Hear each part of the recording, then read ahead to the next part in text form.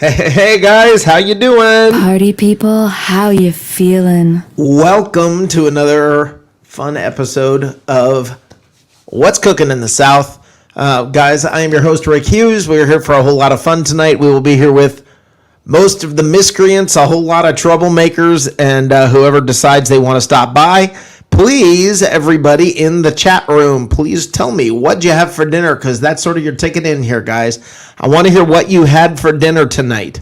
I had chicken Alfredo and some vegetables, sort of a mixture of vegetables, some asparagus, some broccoli, and some cauliflower. It was very good. And then what else did I have? I had a chocolate shake with it. That's what my dinner was. I want to know what you guys had for dinner. The first thing we talk about around here, first thing we do around here, guys, is a little something called food for thought.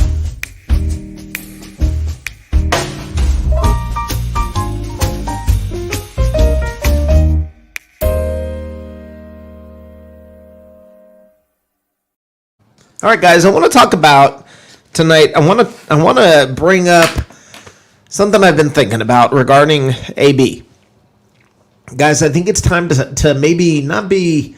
Maybe let's just all relax about AB. Let's stop with the worrying about him and the wonder. Everybody always asking, is he coming? Is he not coming? What's happening with AB? What's not happening with AB?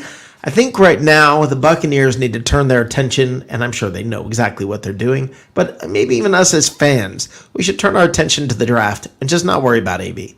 Let's just stop thinking about him at the moment. If they're not close on contract negotiations, maybe they'll get close. Maybe they won't. But one way or the other, this team's moving forward. And as fans, let's start looking forward to next year. He's the only guy that hasn't resigned.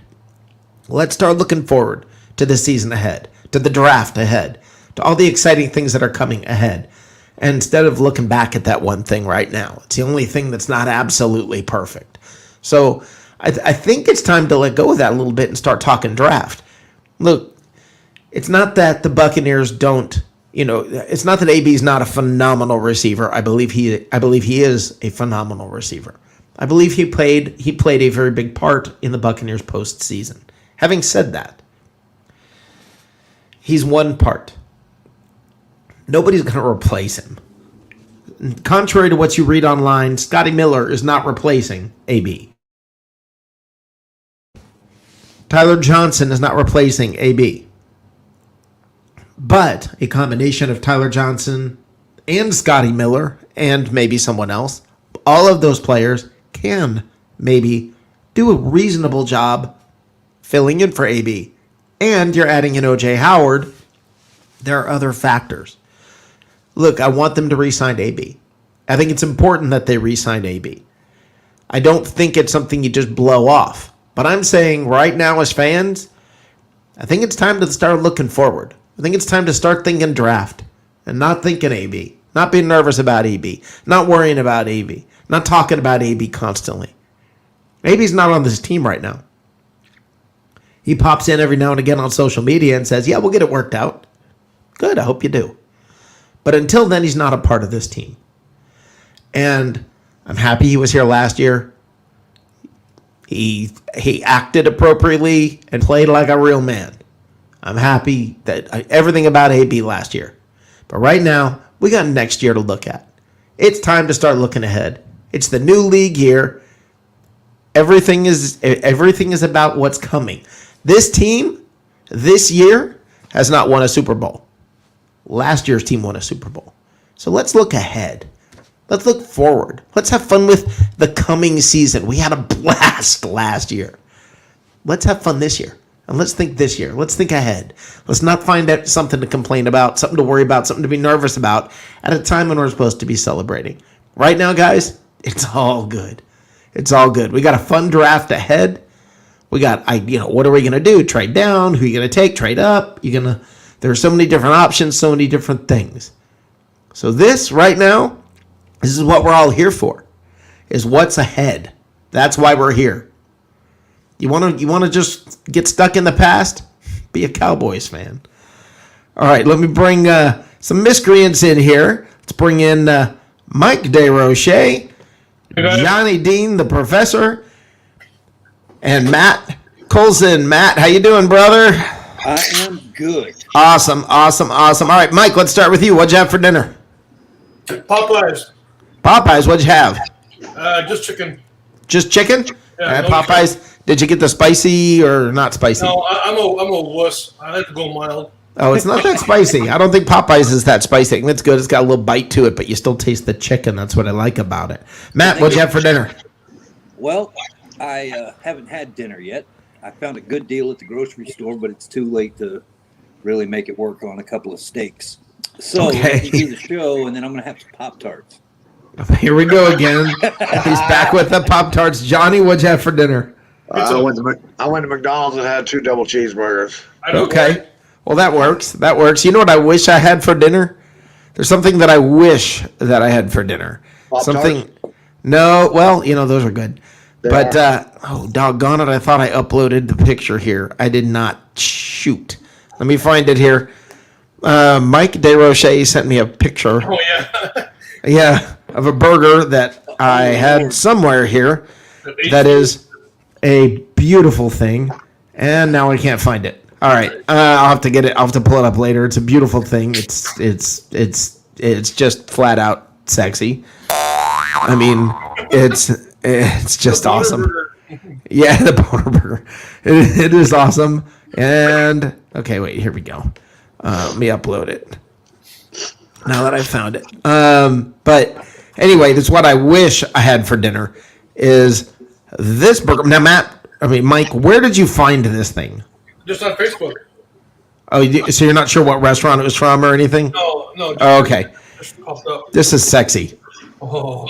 That is just heart-stopping. Is it in all the right ways for me? Look at the cheese. The cheese is perfect. It's There's just. one, where's there's the one dude? problem though. I'm. There's too much vegetables. Yeah. You gotta get the lettuce and tomato out of there. So I can kind of relate. I can kind of say I agree with that. I agree. There's too much. Yeah. There's too much in the way of that. But that is a. Ketchup and mayonnaise, and that'd be That's just. that'd Oh. be Could before you lunch. actually eat that, Rick? What's that? Could you actually eat that yourself? I could eat 3 of those by myself. Oh my God! I've eaten a large pizza by myself and not like it wasn't a struggle. Okay, Okay. this is food. What's happening? What's cooking in the South? One day, you gotta get you and the dude on here in an eating contest. Well, from what I hear, he will beat me. From everything I hear, the dude will beat me in a food in an eating contest. Trust me. Yeah, no, good for him. I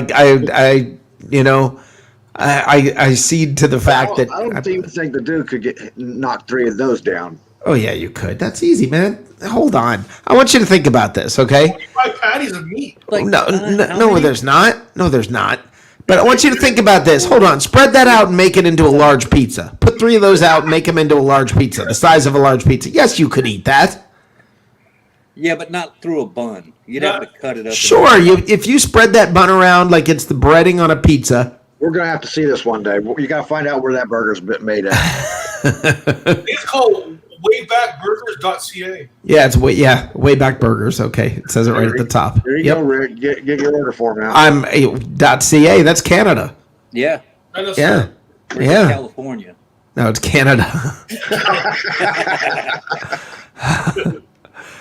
That's isn't that is California's what do you call it? That is the Oh, I see Steven's in here. He's going to be running out into the store. Yep. Canada from there. There you go. That's right. Steven's gonna have to get that fixed. So anyway, guys, what do y'all think about AB? Let me start with you, Mike. What do you think about AB? About what I said about AB? I mean, do you agree? It's just time to just stop talking about AB and stop. Just time to move on, I think. I'm not really concerned about it. I have all the faith in Tyler Johnson to take his place if need be. Yeah. It'd be great to have him on board, but if he's not available, it's not there. It's not there. I got an issue with this Tyler Johnson thing. Tyler Johnson's not AB's backup. That would go more to Scotty Miller, and Scotty Miller don't run the routes that way. Tyler Johnson is actually Mike Evans' backup. He's the only one standing on the roster behind Mike Evans. Okay. Well, that's why I actually said it's but that's right now. You're talking right now, but if AB's not on the roster, that changes. Yeah, it'll take a team, and it won't be just one person because AB is Right. is one of the greatest route runners of all time. You can't just plug and play somebody else in his spot. And that's what I think I said, though. I think I said that pretty clearly. It's not that somebody's going to take his place. I think it's multiple players, plus you add in O.J. Howard.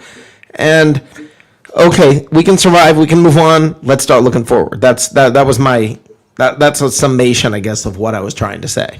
Well, what do you think, Johnny?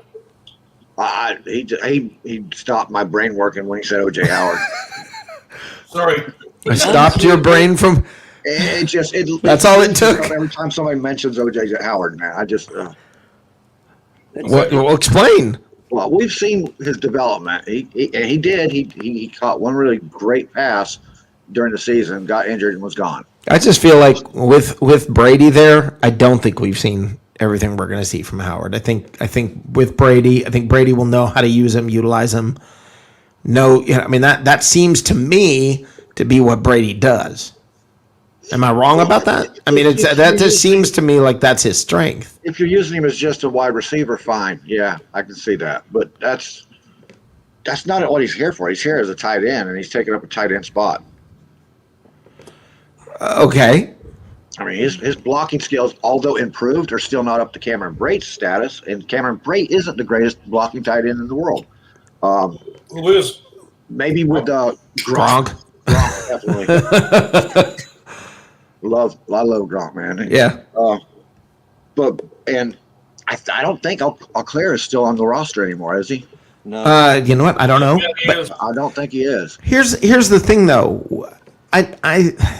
You don't want to have to plug and play a tight end. Look, O.J. Howard is not coming off the roster. Okay. right, but listen, a tight end takes up three positions. He takes up a running game, and he takes up a blocking game and a receiving game. If you're only using a tight end for a wide receiver, you're not using a tight end. No. That's not what I was trying to say. I was trying to say that we still have weapons.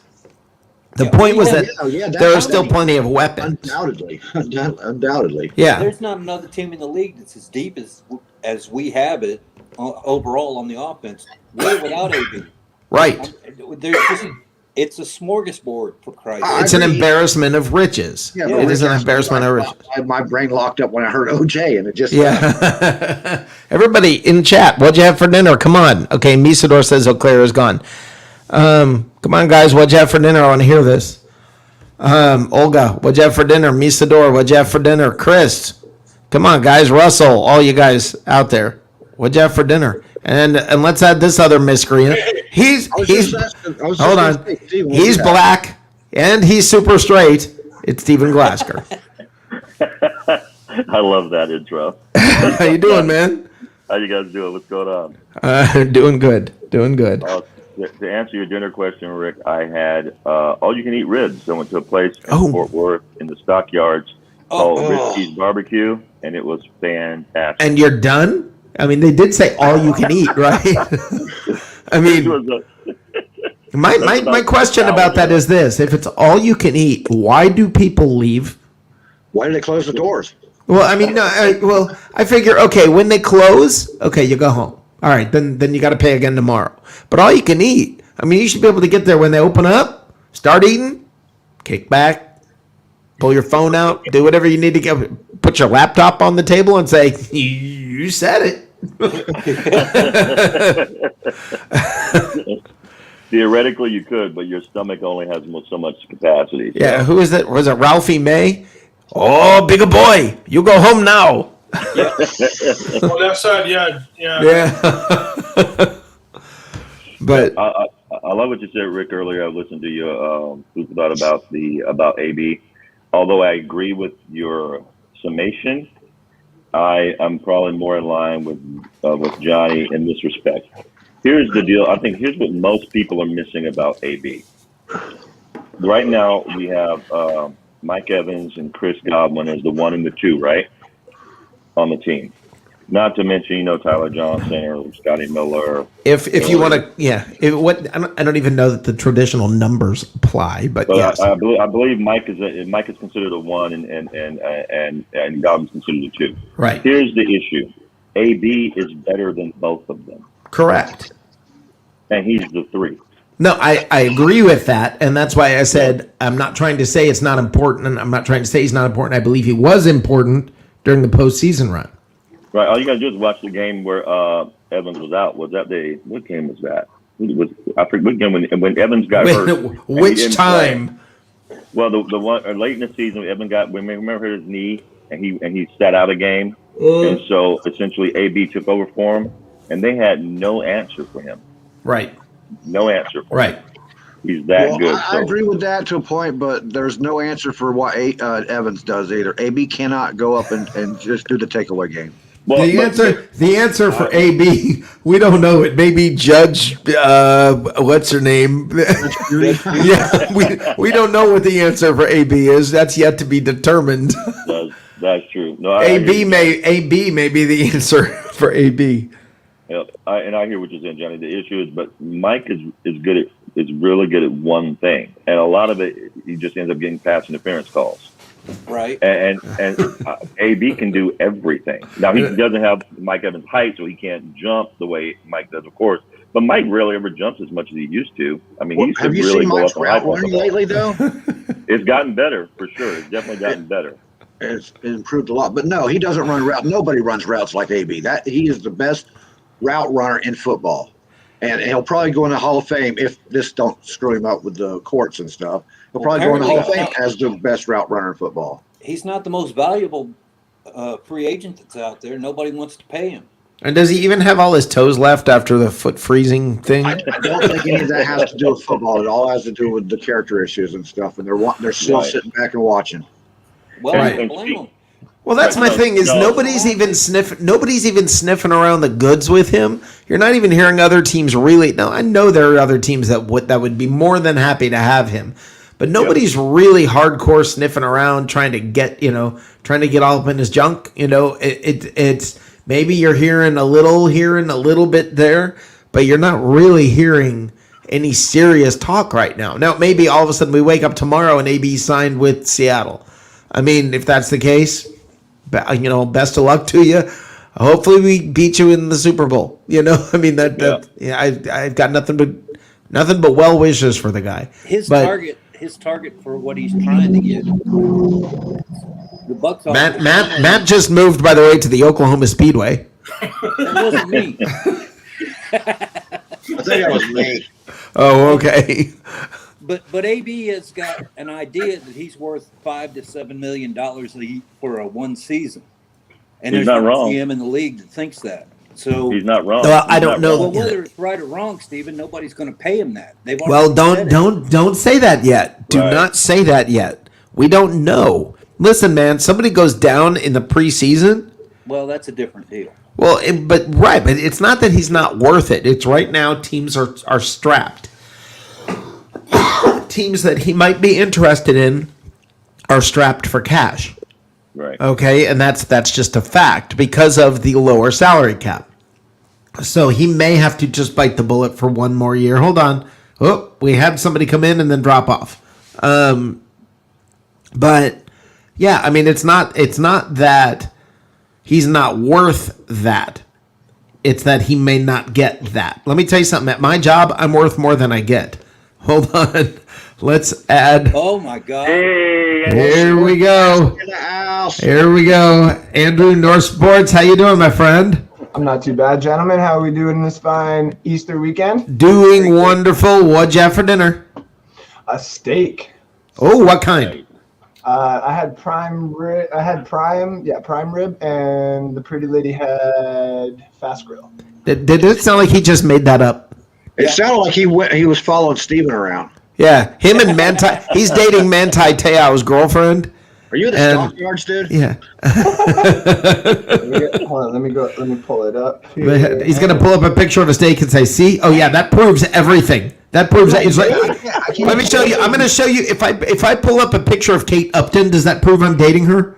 Yes. I mean, Absolutely. It's on my timeline. It says Andrew. Yeah. Don't look at that one. I'm messing with you.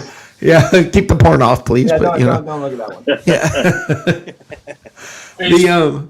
But I mean, no, that's awesome. So you had a nice steak, and that Veggies. I am jealous. I am David, jealous. check that baby out.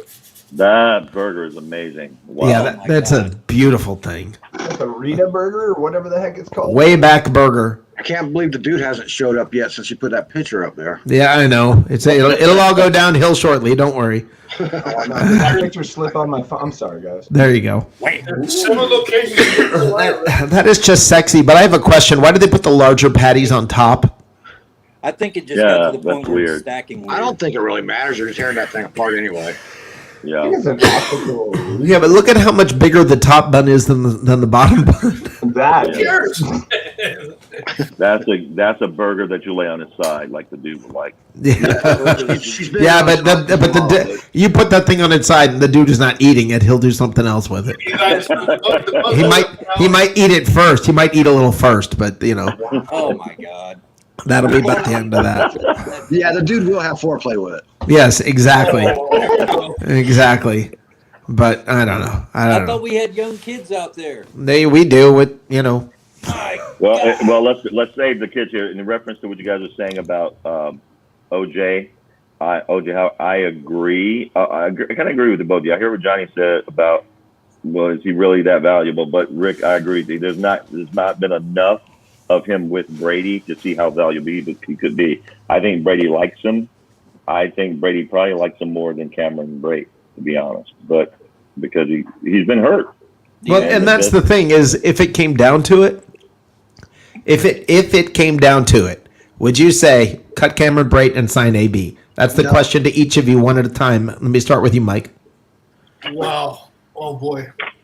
I think I would keep AB. Okay, Johnny, No, you'd keep Brate. absolutely. Okay, Matt. Yeah, I'm with Johnny. I think Brake's been here, knows his stuff, and say what you want about him. He's dependable in the red zone. All right, Steven. AB. Oh man, you guys are nuts! I cut Cameron Brate in a heartbeat. Andrew. I'm gonna have to. Yeah, no, I wouldn't cut Brady. I would say before the show ends, I would, if right now we could solve this whole thing, I would say Cameron who? I think I remember him.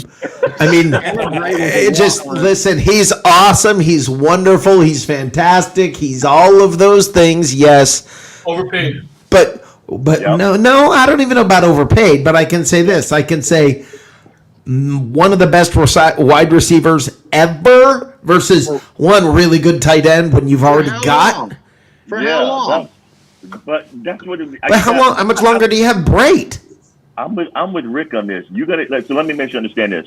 You were saying, Johnny, that AB is a Hall of Famer, but you want to cut him. Right, for Brate. To keep Cameron Brate for a couple of years. Season, that's it. He's gone after this.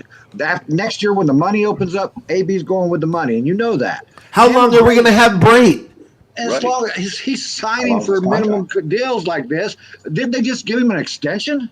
Who, They're Brate? not going to cut him, man. No, they didn't just sign Brate to an extension. Brate's getting older. No. Contract is pretty long though, so.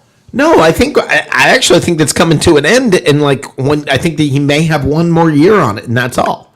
That's He- more than this AB is not for a- year.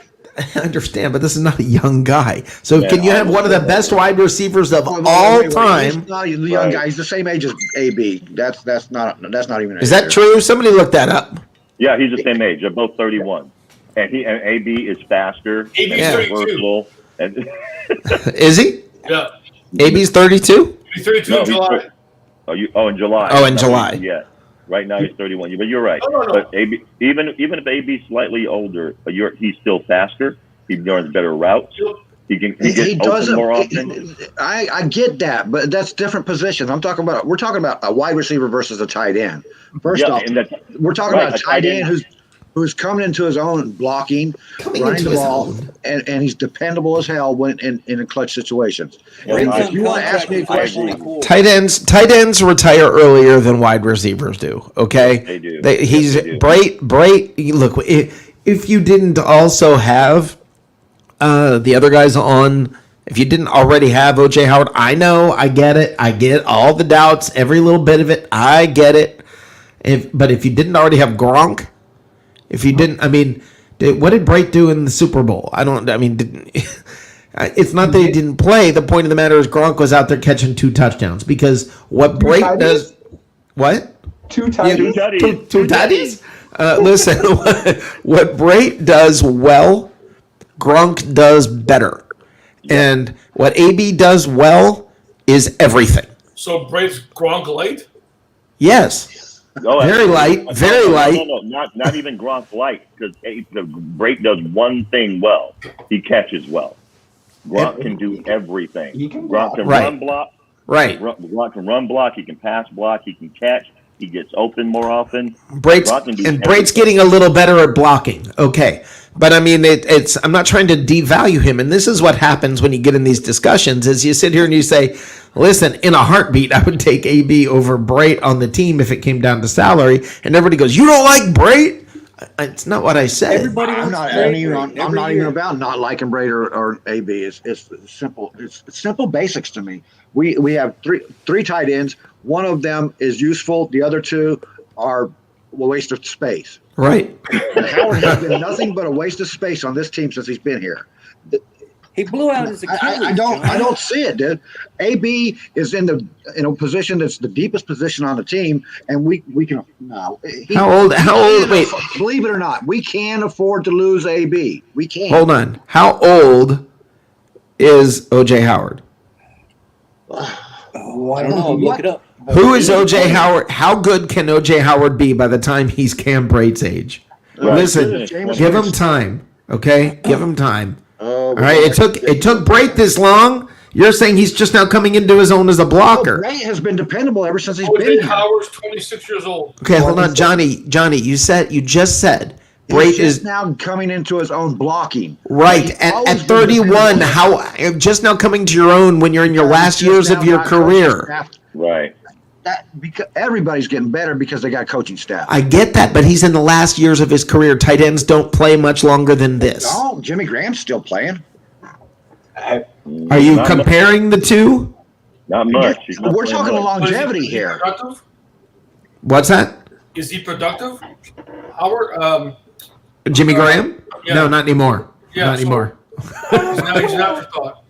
Isn't he up in But Chicago? you know what? No, he was in Seattle, I think. Yeah, but he didn't play very much. Let me ask. This is how you solve this argument, really, guys.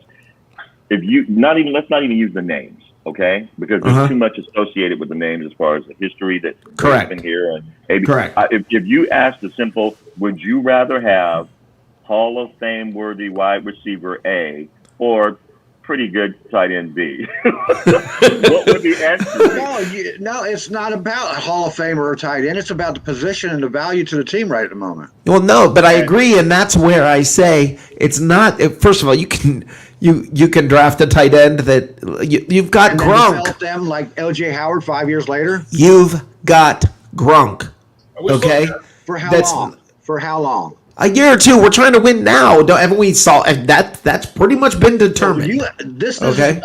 isn't about when now. This is If you're about trying to who talk I would long, drop. Johnny, You if you're asked me who I would Johnny, drop, and that's who I would drop. I understand, Johnny. If you're trying to talk right now versus long term, you can't talk Cam Brait long term. Right. Okay, you can't. One And- interjection on that whole thing is if we're talking, the good for the teams and the needs and stuff like that, right? One Yep. is taking pay cuts to stay on the team, where the other one's kind of still took- not on the team because Wait, who took the pay cuts? Cambray took a pay cut last year He did. in order to help. Yeah, for Actually, it was an Yeah. extension. It was an extension. Yes, he He didn't got take a pay cut. guaranteed. He got an extension. Well, that's Yeah, what they've and- all done. It still works. Right. Out the same thing. Yeah. Right. And BA said that none of them take less money. They're just getting Right. extended. Right, that's They're what not- happened. He didn't take a pay cut. Okay, I thought it was like a $3 million pay cut. And then No, after- no, it was on the books. It was a $3 million cut. They are all Right. signing for less than they could Right. have got, though. Okay, so here's the deal. Here's the deal, guys. It's 9:00. That means it's time to do something. So I need to put a few of you in the lobby here. Andrew, I'm sending you to the lobby right now. Beat it. Okay. This is Bobby. You better hang around, okay? All right, Steven, you're going to the lobby. Hang around, please. All right. All right. So, guys, it is time once again to see if anybody is good enough to handle Matt from Oklahoma. Matt is sort of our Ken Jennings, our resident Ken Jennings, on our little game show called Are you kidding? Food Fight.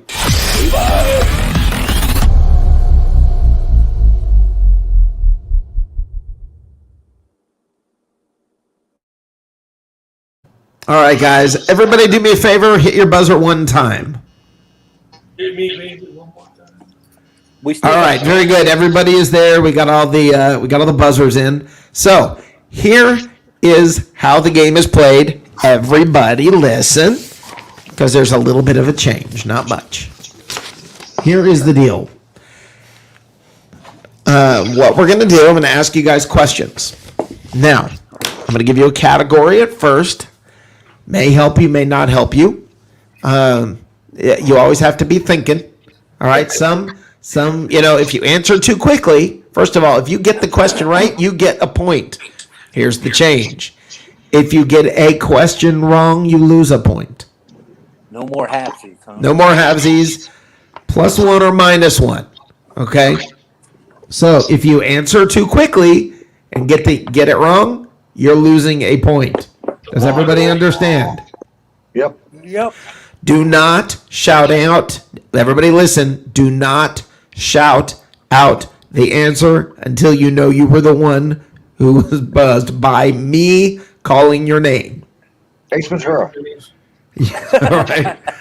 All right. All right. What movie starring Jim Carrey? No, I'm kidding. The category for tonight is Buccaneer history. Oh, dear God. Now, what we're going to do is we're going to delve into something, and I'm actually going to help you a little bit here. And not just say that's Buccaneer ironic. history. Not just say Buccaneer history. I'm going to say all of these questions deal with free agents Oh, in Buccaneer history. God almighty. And I'm going to go one step further in helping you guys and say they are free agents that came from another team to the Buccaneers. Well, of course. Where else would they come from? Well, you re-sign your own free agents all the time. Ding, Matt. Look at this year's class. You ding, how do you win this game, Matt? Okay. He's trying to distract us, is what he's doing. Okay. No, that's good, solid advice, because somebody's going to start guessing, a guy that was the Bucs and they re-signed him and say he was a free agent. Okay. So is everybody ready? Let's roll. As much as possible. Question number 1. This number 83 wide receiver had only 874 yards. Johnny? Joe Jurevicius. Holy crap, you're right. Well, that's the number. I thought that was going to throw somebody. Johnny gets 1. Johnny got lucky. He did because Fart. question number Reset. 2. Hold on. Okay. Question number 2. This number 83 wide receiver was a splash signing for Tampa in 2012 when he switched from the West Coast to the East Coast, signing with the Buccaneers from Matt. Vincent Jackson. Vincent Jackson it is. Now do you see why it was a tougher question? You got lucky, Johnny? I was thinking Vincent Jackson, but we always They were wide receivers. Yeah, they were both number 83 wide receiver free agent signings. So you just happened to guess the right one because the question to the first one was this number 83 wide receiver had only 874 receiving yards in 3 seasons with the Bucs. Yet he's still a fan favorite. Does it show you how? I can't see, but does it show you the order in which people buzzed in? Because I buzzed in at the same time as Matt. Yes, it shows me the order. Okay. It shows up on my screen. Yeah, it I don't shows. have none of your names on my screen. Well, you're just out of luck. I am, I guess. Okay. Maybe Question you had a number name on 3. You guys ready? Yep. All right. This journeyman defensive end is most known for playing opposite Simeon Rice. Okay. He was nicknamed the Crane, and he had 26 sacks with Tampa. Number 94, Miscreant Mike. Gaines Adams? No, sir. No, He wasn't raging. He was I know, Right. I forgot, for Christ's sakes. Okay. This, number 94, was not a great pass rusher, but he could line up and play any line on the defensive or any position on the defensive line. You have 15 seconds. I know it now. Did you say the year? I did not. Oh. And everybody, time is up. I know the answer. Oh, hold on. Let me see if I'm right. It's the guy we got from the Browns, right? I just can't remember Mike? his name. Greg Spires. It was Greg Spires. Wow. Wow. So we're on question 5 now? You're now in question 4. I get a point for that, Rick, buddy? Nope. No, you don't get a point. But look at him now trying to be all nice, buddy. Okay. I mean, All right. No, we're now on question number. Now we're on question 4. Question 4. This number 70 entered the NFL as an undrafted free agent in Minnesota, where he's made a career as a stalwart left tackle when he came to the Bucs. He even made the Pro Bowl for the Bucs in 2010. He weighed 315 pounds. Oh, man. I got enough. You have 15 seconds. Come on. Come on. Anybody? Oh, guys. Johnny D, the professor. I thought this was going to be totally your night. I did too. And time is up. Donald Penn. Oh my God. Yeah, it's not like I'm pulling people out of here that are not well known. Okay, I thought you guys. said defensive tackle. yeah, that's He entered the league and was a stalwart tackle. I could have swore you said defensive Did tackle. I? I might have been Rick, you thinking said- defense. I'm going to protest this one. Wait for Donald Penn? Yeah. Yeah, he's, Did I say that? I'm going to give you a pass on it, dude, because I might have just been hearing things, but that's what I was supposed Maybe I read wrong because no. Here's the thing. I may have made a mistake there because all I'll say is you just picked up a clue coming forward. Okay. Okay. So I may have just made a mistake and read part of another question. So here's what we're going to do. We're just not going to count that one. Oh, But that was number 5, right? Yes, but we won't count it. It doesn't matter anyway. No, that was question number 0. It didn't count. Okay. That was number 4. No, that was 5. 1, 2, 3, 4. That was number 4. Question number 5 is this. This Super Bowl champion quarterback wore number 14. He replaced Johnny? Brad Johnson? Yes, sir. Oh, no, hey, Rick, stop. Rick, there's guys putting answers in the chat session there. Guys, please don't put answers in the chat section, okay, guys? Come on, guys. Hey, for the rest of you, do me a favor. Those of you competing, click on over to private chat. Yeah. I'm gonna just trust y'all to, See how honest I am? Look at it. okay? And if you wait for these idiots, it's probably gonna take you too long anyway. There is a little bit of a delay, so. Okay, we're not guys. doing the buzzer? Yes, we are. Okay. All right. Are we ready? Yeah. Let's do it. All right. This center never became. Let's see. This center has never, or became the. I'm sorry. This center became the highest paid center in football when the Bucs signed him. Oh my God. He has been called the Benjamin Button of the NFL. And where's Johnny? Oh my God, I can't think of it. Frick Jensen. Yes, you got it. Jesus Christ. Yes. Oh, I was thinking it was a guy from New England, but he wasn't. No, you got it, Johnny. You pulled it off. Okay, very good. Now, the next question. Question number... let's see. 1, 2, 3, 4, 5. Question number 6. The buzzers are cleared. Okay, this number 58 was a rotational pass rusher with an AFC Super Bowl winner. Shaq Barrett. You got it. Johnny's walking away with tonight. I did not think you were going to do this much better than everybody else. Come on, guys. I'm no good with numbers. It's Shaq I Barrett. can't remember players. Then just listen to what I'm saying and ignore the number. Well, it doesn't really matter. It doesn't. Okay. This number 56 linebacker. Yep, I did. No. Didn't I? Okay. Okay. This number 56 linebacker for the Pittsburgh Steelers came to Tampa. He's considered to be the catalyst in the change of the greatness of the Buccaneers defenses. Mike. Nickerson? Oh, who? Hardy Nickerson? Yes, you got it. Mike comes through. I didn't hear Mike's buzzer that time. I did. Same though this time. Yeah. Good job, Mike. Pulled that out of my arse. Yeah. All right. Question number 9.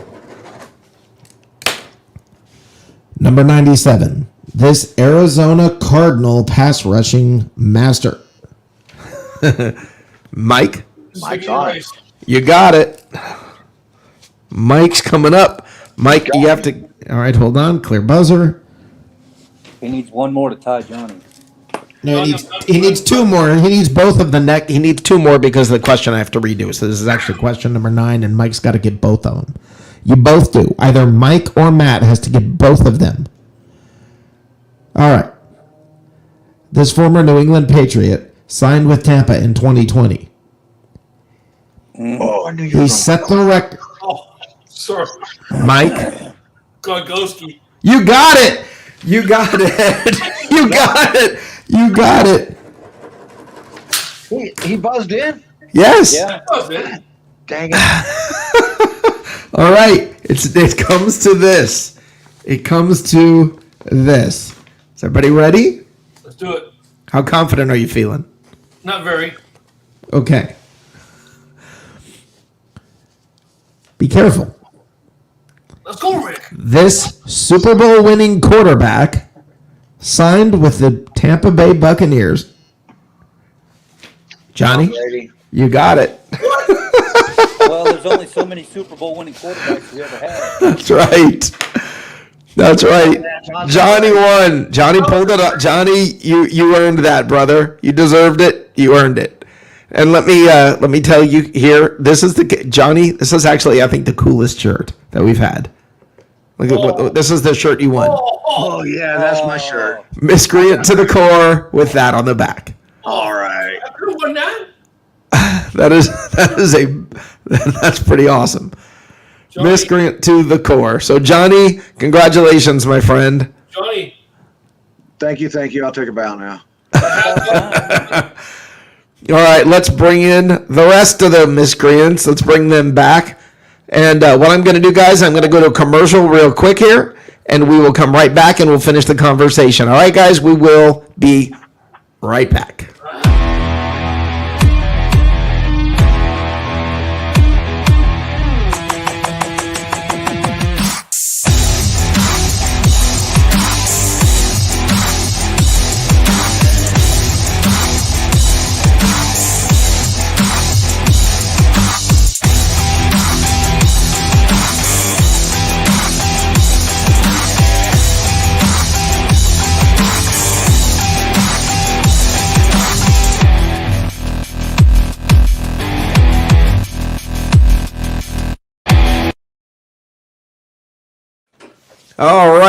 All right. We the witness protection program, and he's gone.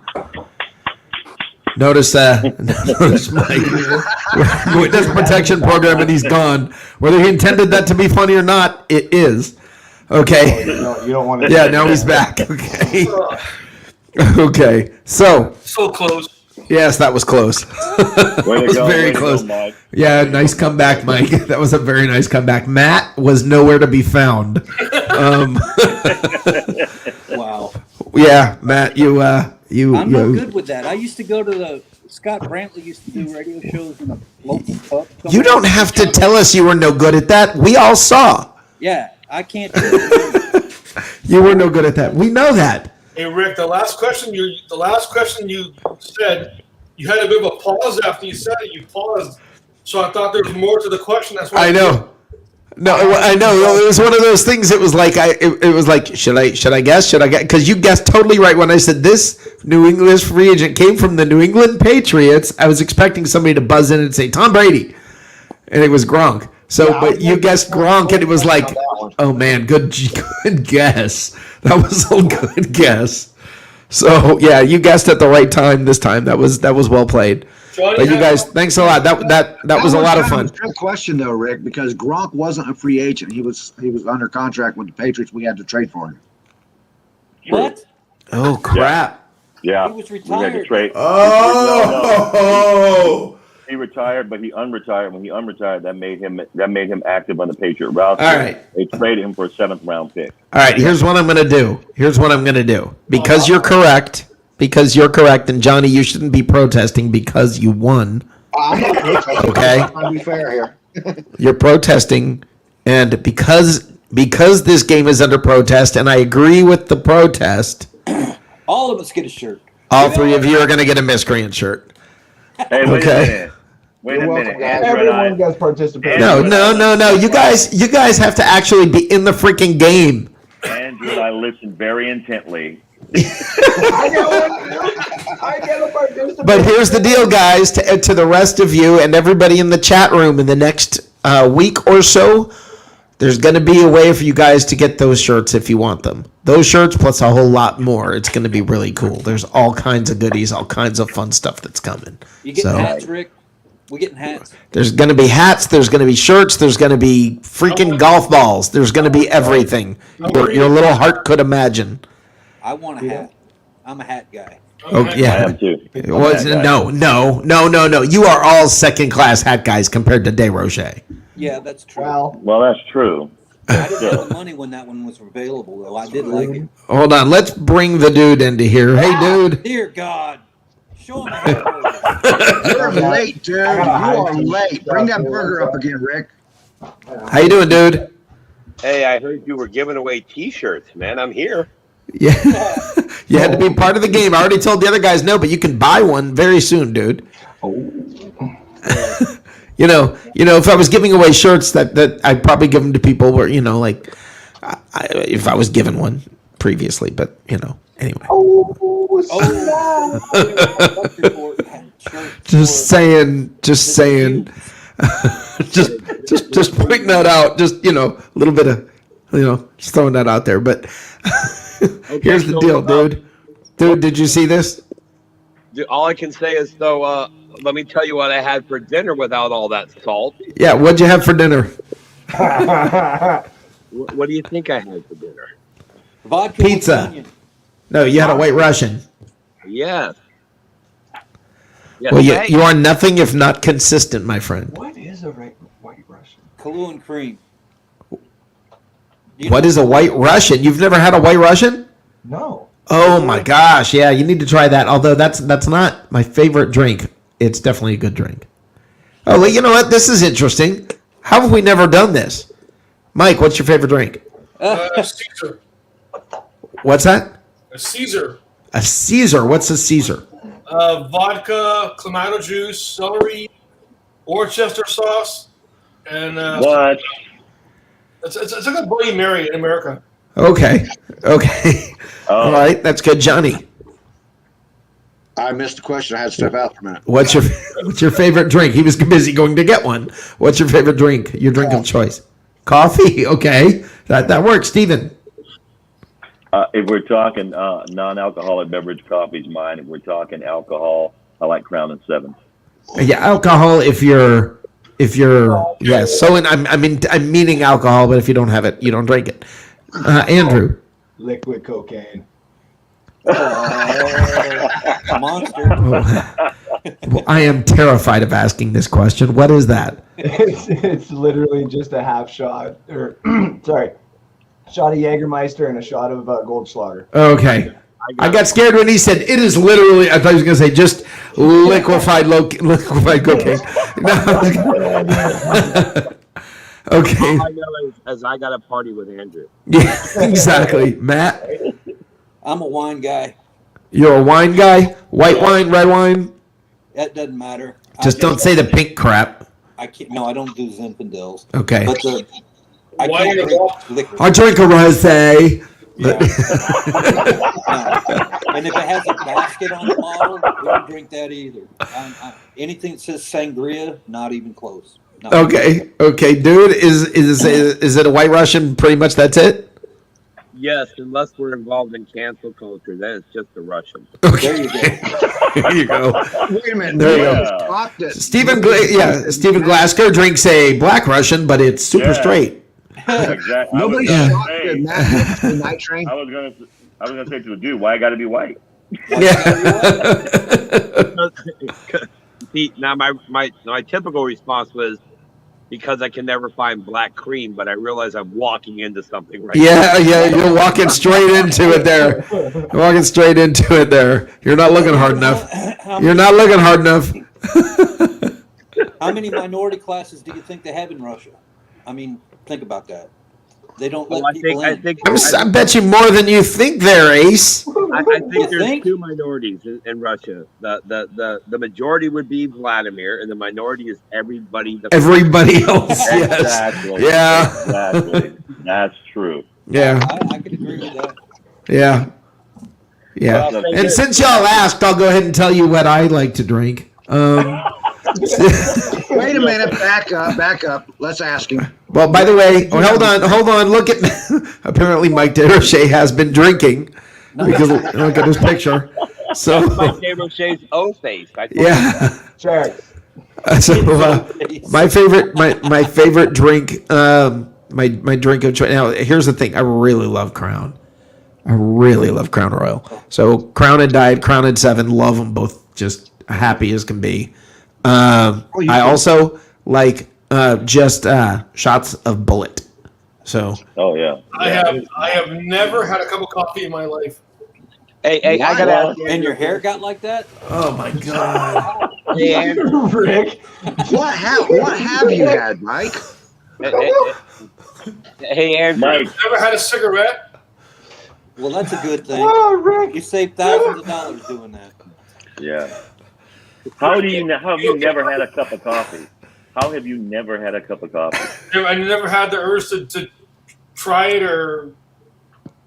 Wow. Because he couldn't figure out how to stick a thing inside the side of the tree. And he wants to know. Yeah. Oh my God. I wish he was close enough. I would give him a cup of Death Wish coffee right now. I don't even have words. I don't even know what to say right now. I've officially just watched Rick never want to come to Canada ever again. Like all the love that he had for Canada, it's just like Calgary, nah, never again. Hey, I gotta ask Andrew. Andrew, on the liquid cocaine, right? Yes, sir. Do you drink it with a straw? Silly straw. Nice, nice. My cat has had coffee. Am I disappointed? That's not the word. It's your confusion. No wonder your cat's got such an attitude with you. You've never. My cat demanded the coffee, by the way. So, no, I mean, It's the non-coffee drinking people like Mike DeRoche that has forced the citizens of Canada to start growing cocaine instead of coffee.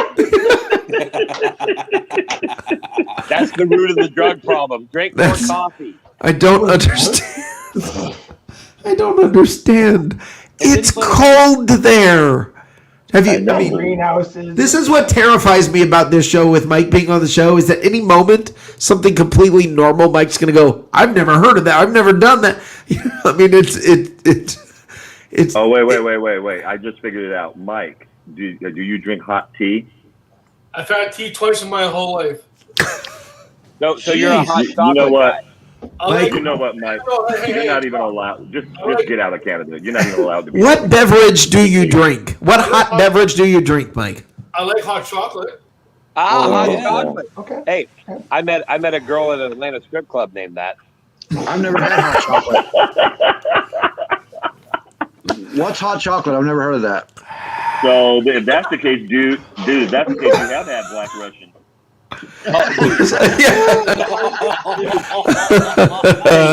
Hey, dude, I went to that strip club and ordered White Russian. They threw a Four Loko at me. Have you Yeah. had a flaming Dr. Pepper? Have you ever had what? Colombo still watches. Have you ever had what? A flaming Dr. Pepper. Yes. What's that? It's They used to serve it at the Baja Beach Club, I think it was, in Tampa. Oh, yeah, I remember that. I remember, but not in Tampa. I went to the one in Orlando. Have you ever had Zambuca, Andrew? It's that it's Buca? got a, Yeah. you take a beer Oh, yeah. and you take a shot glass Tried it of many some times. concoction or however they make it, and they light the shot on fire and you Yeah. drop it into the beer and it starts to froth, and then you got to shoot it basically or it's going to get all over you. Oh no, we used to when I was in Jamaica. When I was in Jamaica, we would drink. When I was in Jamaica, we would drink. They're called flaming Bob Marleys, and they would literally light the shot on fire, and you had to slam it down you while it was on fire. Yeah. Hey, No. I once flamed with Bob Marley. that wouldn't work good for Matt or Andrew over there, or me for that fact. No. So, Hey, Rick, what I want to get Listen, though, it's not. Rick, I need you to mark the audio for when Matt said the word frothy. I need that on a loop for my ringtone. It's frothy. It's frothy. Well, somehow that shot in the beer tastes just like a Dr. Pepper. My ringtone. Like it. My ringtone needs to be. I've never had coffee. Yeah. That needs to be. And if Mike DeRoche ever calls me, and he never will, it should just say, "I've never had coffee. I've never had or what's what's brisket? I've never had coffee. I've never eaten shrimp." If we give Dave Roche some coffee, maybe he'll get his ass out of that chair, bro. He's out of the chair. That's Get him why out of he's the room. drop. Get him out of the room. Well, I Yeah. was gonna give Mike a pass because I don't know if he's in British Canada or not, but British Canada being a colony, essentially considered to be a colony. In England and in the British colonies, they drink hot tea. They don't drink coffee. Earl Yeah. Grey. So I figured, okay, that would make sense. But he Yeah. doesn't even drink hot tea. No, he drinks hot He chocolate, which I stopped drinking when I was like 12, and it just I was now it's like a thinking that. treat on occasion. I was Yeah. thinking that the last time I drank that, I was 12. Yeah. I put hot cocoa in Dude, I've coffee. got to look up coffee sales and I have it every once in a while. I'll say once a year I'll have a hot chocolate or something like that. I They don't. have You gotta little send packets Dave that you Roche. can buy, and you dump it in your cup of coffee, and then you get yourself some serious jack up going. You know what's really, really good? You know what is amazing? They have a drink. It's sort of like it's not hot chocolate. It's like a hot vanilla drink, and you put cinnamon in it. Oh my god, that is good. Cinnamon. Okay, You have okay, sex hold- with cinnamon, Rick. Yeah, as a matter of fact, I once had a stripper in Atlanta named Cinnamon. But Nice. Rick, Me too.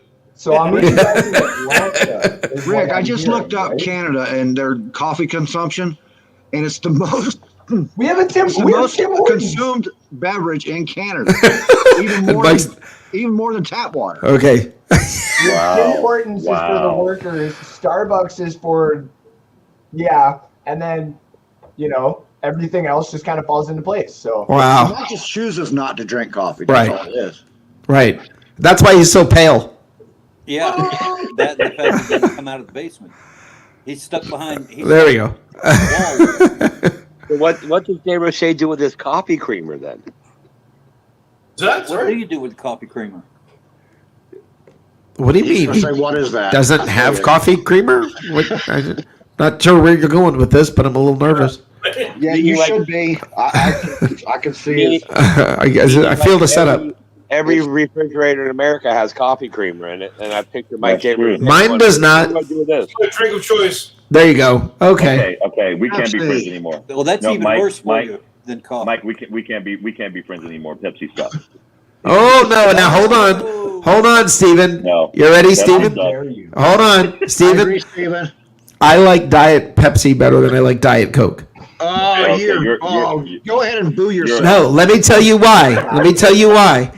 Pepsi's got more bite after it at the end of it than Coke does. So that's why I like it Far better. too sweet, man. So what Rick is really saying is that stripper in Atlanta named Cinnamon liked to bite. I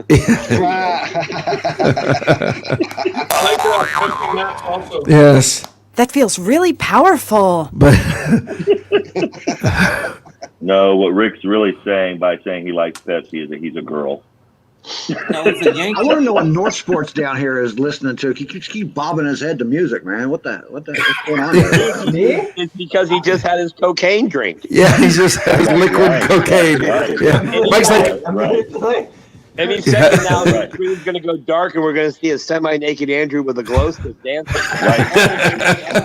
Listen, as long as it's semi, we're all good. you guys Right. keep talking about all these different types of ladies or whatever in Atlanta, and it just sounds like I'm gonna fly to Atlanta first before I. You gotta- Right? Meet you there, brother. Don't even kid, man. I saw your show from tonight, man. That was crazy, dude. Yeah. Wait a minute. I missed it.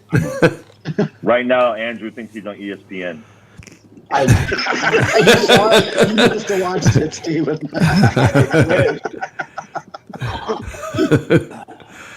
Oh man, is it Boxing Day? But all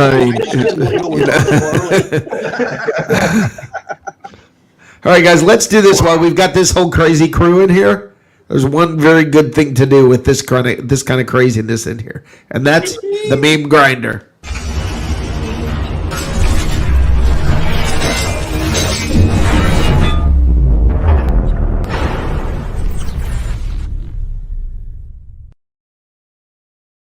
Lay down.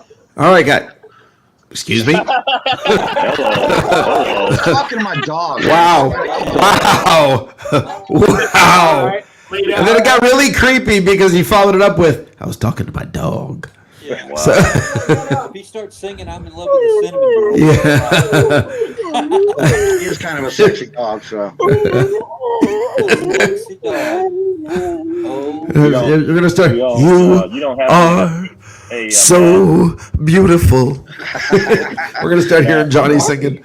No, you're To not going me? to Johnny. Oh, I'll need me? to sing for me. Hey, what would have made it creepier is if the next thing out of his mouth would have been, "Can you hand me the peanut butter, babe?" Yeah. Because he's gonna make some fish. I know that's what you meant.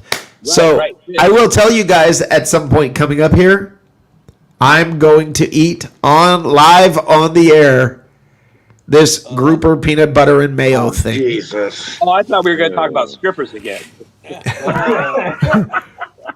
Back to Andrew. After show. That's OnlyFans, guys. You just go to my OnlyFans. We'll talk strippers there all the time. Yeah, I think we've gotten. I think there was strippers named Dasher, Dancer, Prancer, Vixen, Comet, Cupid, Donner, Blitzen. You I guys think got to go to his show and listen to that 10-minute rant he had on strippers today.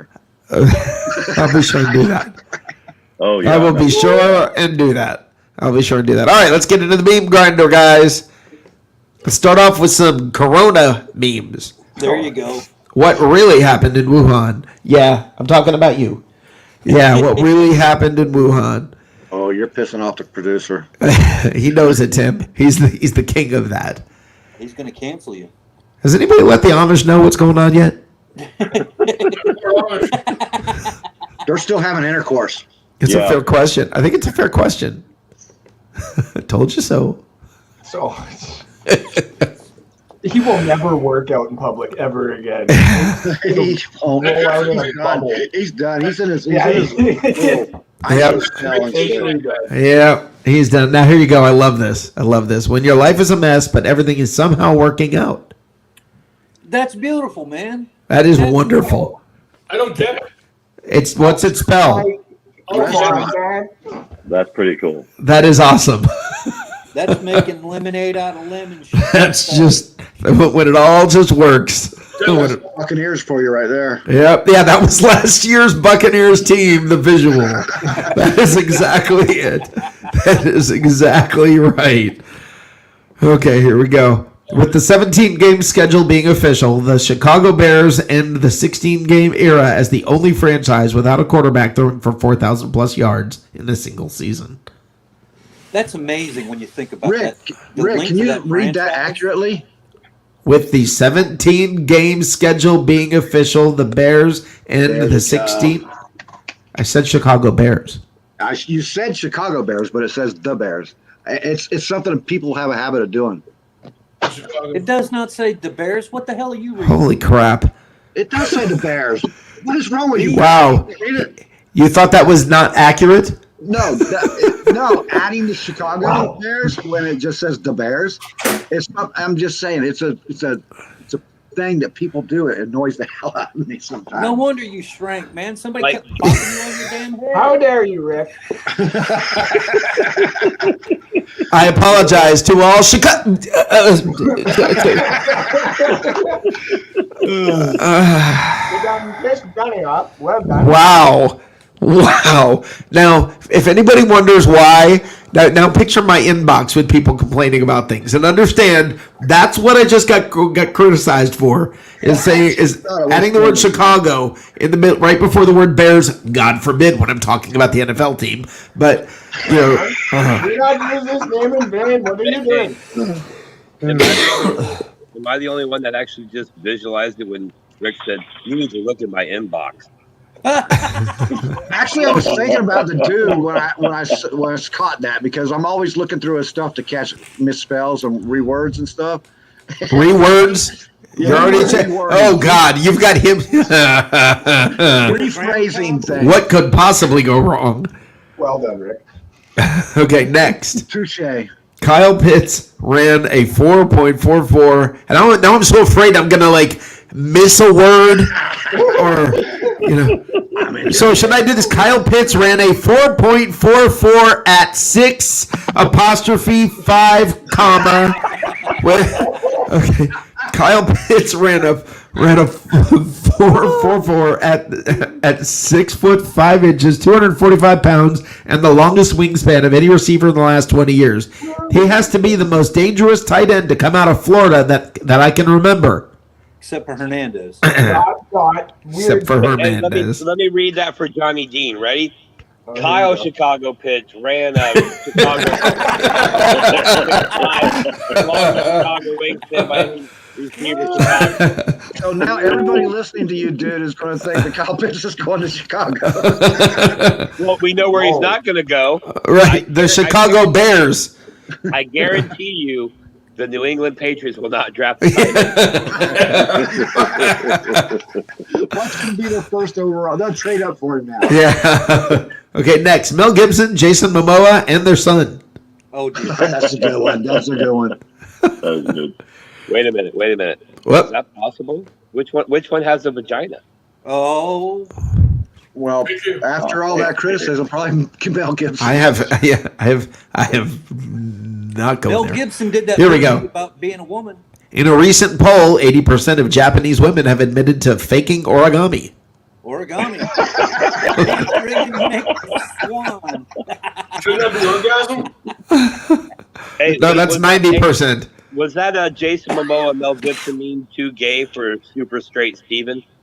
Oh, not at all. Not at all. I'm cool with everybody else being gay as long as I can be straight. Yeah. Especially women. I just saw a statistic that 1,069,363 people got married last year. Call me crazy, but shouldn't that be an even number?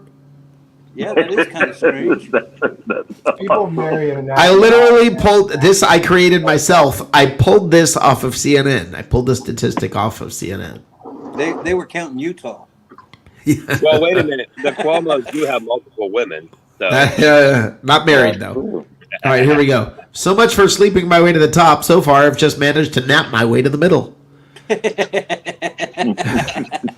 That's a meme I can get behind. Yep, that's the truth. That is the truth. So this was a Zoom call the whole time. There you go. That's Yep. how they talk to you. That was great. I actually like that one. Okay, here you go. Oh, like Johnny doesn't like any of the rest of them. I mean, wow, that was great. I actually like that one. The rest Wait, of was that a the implication Chicago- being, Oh, I stuck my foot in it. Yeah, the implication being the rest of them are crap. But oh my God, I liked that one. I think It the didn't say Brady Chicago anywhere. didn't the Brady bunch take place in Chicago? I think it was. No, it was the Bears. That was the Bears. Okay, here we go. Here we go. Finally, a parking spot for middle-aged men with beer bellies who love to grill. That is not an actual sign. Dude, isn't that you? No, you want to know why? I guess because the You don't grill. Pac-Man's trying to eat you instead, huh? You don't have no baby? First of all, that looks like a Pac-Man being cut by a pair of scissors. It does. Second of all, I'm only pregnant around Christmas time. Third of all, who the hell put that in a parking I'm lot? gonna call bullshit on. Oh. What'd you say? Wait, I'm gonna call BS on that one at a dude. time. Hold on. One at a time. What'd you say, dude? I said, who the hell would put that in a parking lot like that? I know. They have maternity spaces at our local. Yeah, that's all that is a maternity space. It's for a pregnant mom. It's a sleeping giant. It's for a pregnant woman or, parents with strollers and such. Okay. Oh, I was already there. We still haven't. That face, Matt. That face you make when you didn't pay the electric bill. That's pretty good. All right, marked safe from whatever it is the media wants me to be afraid of today. There you Amen go. to that. Amen to Be that. afraid with parking spaces with Pac-Man and scissors in it, but go ahead. There you go. There you go. Your shirt says tap out and UFC, but your bodies say cookout and KFC. Amen. Oh, that's me. Coffee? Okay, Coffee. so today was International Women's Day, or was supposed to be. It was supposed to be yesterday, but they took longer than expected to get ready. So, Man, that's so true. We're an hour late. yep. I love this one. You guys ready? I love this one. I sneak inside and poop on the floor. I clean it up and think it's delicious. Oh God. Oh God. KFC. Yeah, there you go. That one outside is like, what about me? Yeah, he's all. Yeah. He doesn't get to Well, how There you about go. this? Why is the black chicken outside? Yeah. Yeah. Oh. Yeah. Oh, One guys. Thank oh. Why Here we go. you. You're still coming to work, right? That's my boss. No kidding. That's kind of everybody's boss. Yeah, that is definitely my boss. Okay, here we go. Here's one more. So many people these days are too judgmental. I can tell just by looking at them. That's good. I know a couple of people just like that. All right. How the world really ends. This is cousin. Yeah, no joke. That's like the clone right there. Sure. Blame it on the black cat. Now this one Oh, Yeah. Now this one is just especially for the dude, the best one of the day.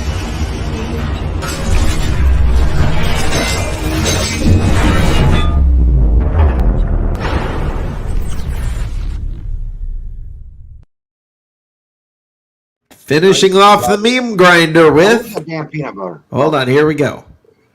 Wait, before I go in, do I look high? Wait. You're going under the assumption that I leave.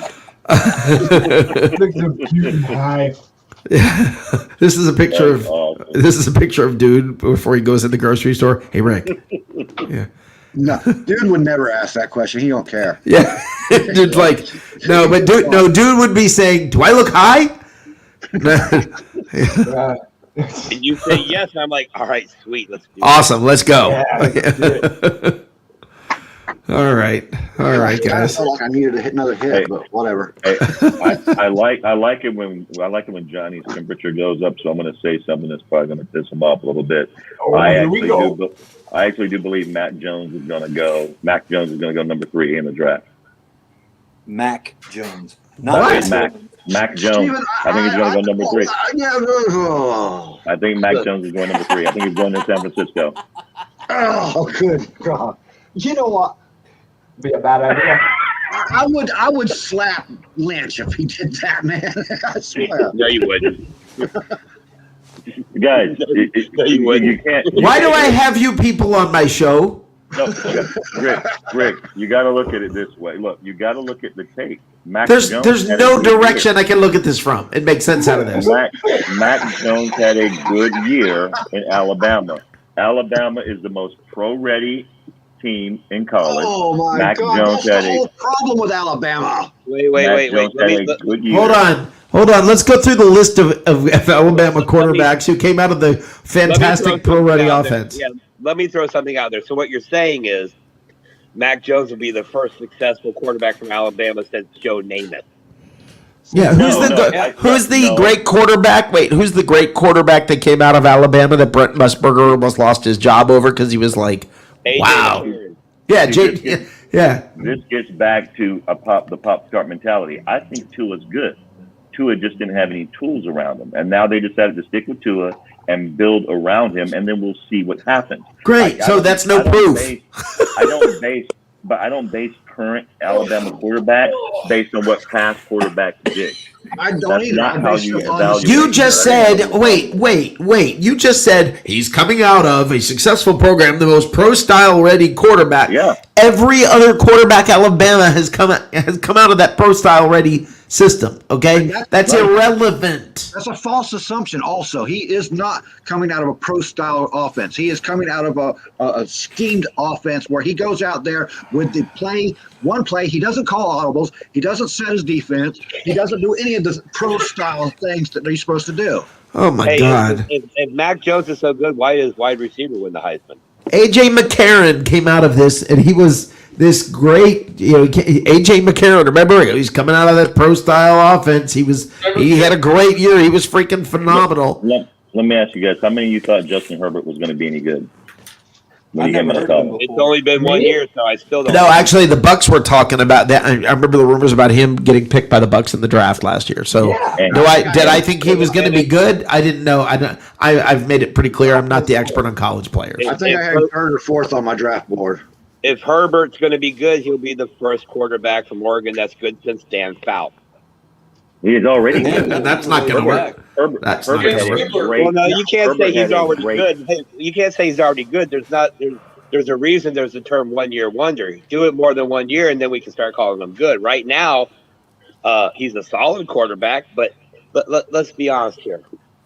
With Alabama, every one of those guys on that team, the third string water boy is a 5-star recruit. No, you're right. You're right. They're playing on a stacked team. You want to know what happens to a quarterback who plays on a stacked team in college and gets great successful? In college, he goes to the pro, and his name is Jameis Winston. Amen, brother. But here's the deal. San Francisco's picking third. Josh Rosen. And I think San Francisco likes Mac Jones. I think Shanahan likes Mac Jones. I think he could be successful in Shanahan's system. Trey That's Lance why is going to San Francisco. No, he's not. Stop it. Yeah. Stop it. Yes, he is. You guys get too enamored with like pro day and he I plays don't 10 watch games. pro days, dude. I do not watch pro days.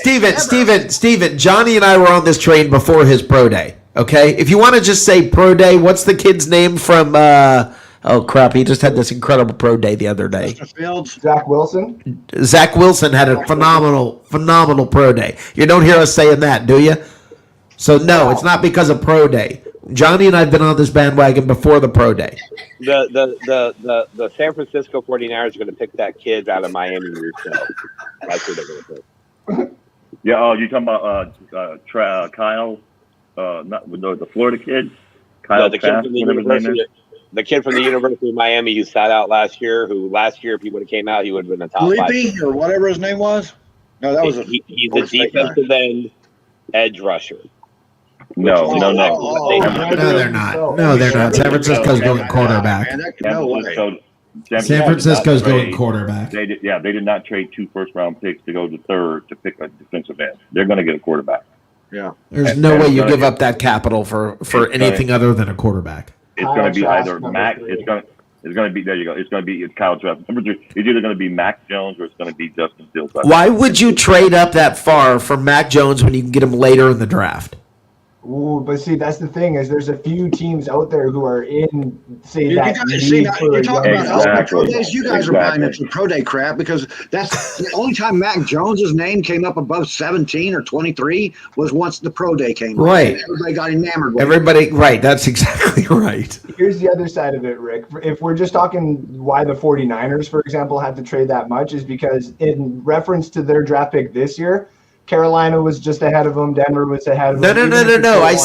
I said, why would they trade? Oh, yeah, to get somebody who could get down lower. Yes, I'm sorry. I don't think everybody's running at Mac Jones like you guys think. I think you're buying hype media stuff. Great story. He's going to be the one you're going to see there, sitting in the room, in the green room, and the cameras are on him, and that he's the story. They're building the story right now, and you guys are hook, line, and sinker going right into it. Until all pro defense gets a hold of his butt. What about Trevor Lawrence? It'll be Fields more than He's number one. There's no discussion.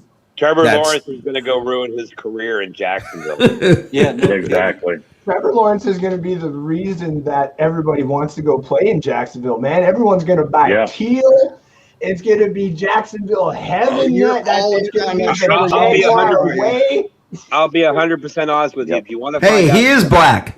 Yep. I am black. Want to find out who's the quarterback. And he's wearing a black Super Bowl shirt. Hey, and we're wearing the same shirt. Me and Andrew. Hey. There you go. All right. Hell yeah. You guys do realize you are like photo negatives of each other? Hey, if you want to figure out who's going to be the best quarterback in this class, you have to watch the universities they play for. And do they develop players or do they just squeeze the talent out of them like Alabama? So with that said, Justin Fields has not developed at all. Neither has Mac Jones. The guy who's developed the most as quarterback is the kid Zach. That's the one who's going to be most ready to actually run a team and has progressed every year instead of just... That's the kid with the great pro day. I will agree with that, dude. I will agree with that. He had a great pro day. Everything about the guy is also a marketing freaking dream. You're talking Zach about Wilson. You're talking about Zach Wilson, right? Yes, he's a marketing dream. He looks like when he smiles, you're going to see ping coming off of one of his teeth. I agree. I love Zach Wilson. But here's the problem. If take him, they should be slapped and Whoa. No, that's the problem. Simmer down, Sparky. The reason why he's going to have trouble is because he's going to the Jets. That's where quarterbacks go to die. He needs to go someplace else. If he was going someplace other than the Jets, I would agree with you. Well, we used to say that about the Bucs too, but can't you say that about San Francisco? No, San Francisco's got a solid coach. They got a great GM. They got a solid defense. Everybody was. Wait a minute. What he's saying is correct. Let's think. San Francisco quarterbacks. Quarterbacks go to San Francisco to die. Alex Smith. Who else? That was before Shanahan. Okay. Yes. Listen. Okay. Do you want me to keep going? Yeah. Go ahead. Okay. Garoppolo. Hold on. Why can't I think of his name? The protest dude. Kaepernick. Okay. There's Kaepernick. They tried to fit a square hole into. There's no shortage. I mean, if you sit there and you say, "Well, that's more than a year ago," well, of course, there's only going to be one, and then you're going to say, "Well, there's only one example." I mean, Garoppolo. Look. Garoppolo got that team. Garoppolo. We're talking about the guy who they threw 6 passes in a game and won. Right. Okay. Garoppolo went to a perfect spot. This is a perfect spot if Jimmy G is still there for a year for Trey Lance. If not, it's great for Zach Wilson because they got the team around them to develop. That's one thing I like about what San Francisco. Because I don't like Belichick, nothing would make me happier than to see Garoppolo end up back with New England and fail. And then fail. Yeah, I would love that too. Then it's you got your guy and you still failed. The answer was it was Brady. Belichick's got a 43% winning percentage without Brady. Brady comes to Tampa and look at what happens. I mean, I just feel like the decision. I just feel like this is decided already. But let's give it another year. Well, so Rick and company, I do have one question then. If we're just talking the draft quarterbacks here, yes, sir. I think we all can agree that based off of success and failure on some of these quarterbacks in the past and stuff like that. It could be on the situation of where they went to, of course. If we're talking about the most appropriate places for these quarterbacks to have the most appropriate success, because Trey Lance, if he fell down to, the Chicago Bears, is not going to probably have the greatest success. Whereas if he were to be picked at number 3, 4, San Francisco, you mean the Bears? The Bears. You said Chicago. You said Chicago. Don't you know that's not right? But if we're talking best scenarios for these quarterbacks, Urban Meyers with Trevor and Zach Wilson, you just take them out of it. Trey Lance, number 3 for San Francisco, is probably the best. Justin Fields either going to Atlanta at 4 or Carolina at number 8 would be the other beneficial probably place for them. And then Mac Jones getting developed either in, say, Carolina as well, or by Denver is maybe not the best places for someone like Mac Jones. Maybe it'd be the Patriots or the New Orleans Saints or something like that if you're trying to get the best out of Mac Jones. It's not going to happen for somebody like Mac Jones because he's going to get a system that's got like one wide receiver and he's going to keep trying to toss it to him every time. Trubisky has in the past or some of these other guys. Trey Lance is going to be able to sit in San Francisco's system, if it is, let's just say, and be able to actually come out and do, kind of what Patrick Mahomes has done in the past or what Lamar has done. You just sit him for a little bit and then you put him into the system that's built for them. Whereas I agree. these teams are just going to reach, like, for example, with the Kyle Trask, is once the big 5 quarterbacks are gone, Chicago and, maybe the Washington football team and, New Orleans and all these other guys are going to be like, maybe we should start trading up to try and get Kyle Trask. And that's where you start getting really big issues. You really think that's going to happen? I do. It probably will. Yeah, I agree. I think somebody's going to panic. In fact, I agree. I like what Andrew said. I wouldn't mind seeing Mac Jones come to Tampa. If Tampa was going to pick him at 15, I doubt they would. Because he's a much more Brady-esque type quarterback. He's a pocket quarterback. He's got a quick release. He's got a strong arm. Hold on. Now, all right, everybody, it's my turn. Hold on. Of course. Nobody's a freaking Brady-esque quarterback. Stop it. Nobody say anybody's Brady-esque. There's not one damn quarterback in the NFL that's a Brady-esque quarterback. There's not one damn quarterback that's in college football that's Brady-esque. Shut the F up, okay? There's not even one, okay? Listen, it's not your arm strength, all right? It's not your freaking, it's not, well, yeah, he's not mobile, but boy, he sure is accurate. It's none of that. It's leadership, and nobody leads a team like Tom Brady has. So stop saying somebody's Brady-esque. No, they're not. No. Okay. When they Wow. say Brady-esque, Wow. it's because of the style of football he plays. It's not because That's what I meant. they are Brady. Exactly. Stop it. They're not Brady-esque, okay? What are you going to say? He's a slow white guy that has an average arm, but he's accurate and can... There's nobody who's... No freaking person is Brady-esque. Stop it. Brady plays a style that 1,000 quarterbacks have played. Great. Pick one of them. Yes. Pick one of them. You got a whole bunch you can use. Rick, You got a whole Rick, bunch. He you're talking separated himself. Rick, He doesn't Rick, deserve you're that talking freaking... You can explode all you want to, but that term is going to apply because there's only 3 quarterbacks in the whole friggin' league now that play that style. Exactly. That's Who? true. Who are Isn't they? that a pro-style quarterback? Yeah, thank you. Who are you talking about? Who are those quarterbacks?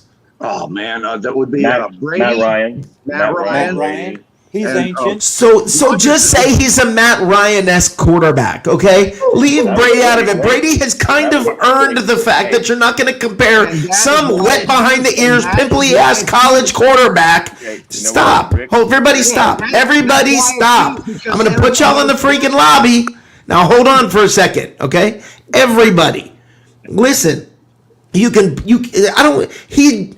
has earned the right to not be compared to some pimply-assed, wet behind the ears, missing mama's cooking, college quarterback, okay? Stop it. He was riding around on a moped on campus. Stop it, okay? The dude deserves better than that. He's earned it. Stop it. Have you won 7 college football championships? No. Okay? Stop it.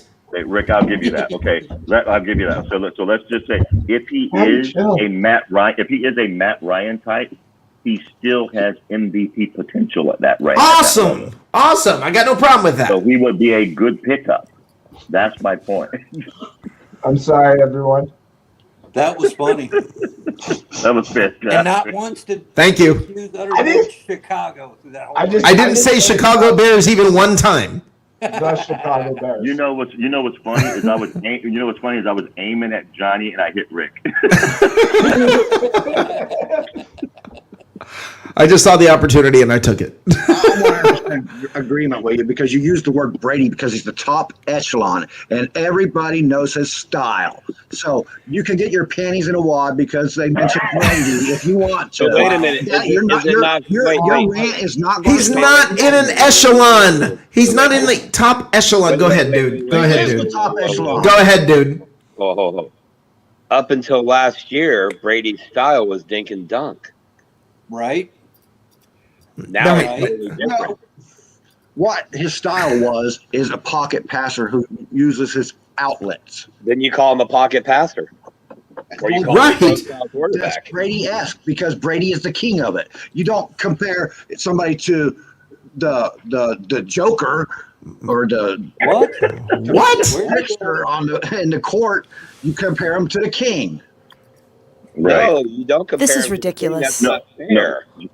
Here's what they're saying, dude, but I get Johnny's point. What they're saying about Mac Jones is he's got great pocket presence. He's very maneuverable in the pocket. He's got a quick release. He makes quick decisions.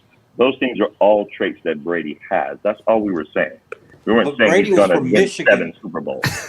Brady was from Michigan. He wasn't from Alabama. Okay. He's Michigan-esque.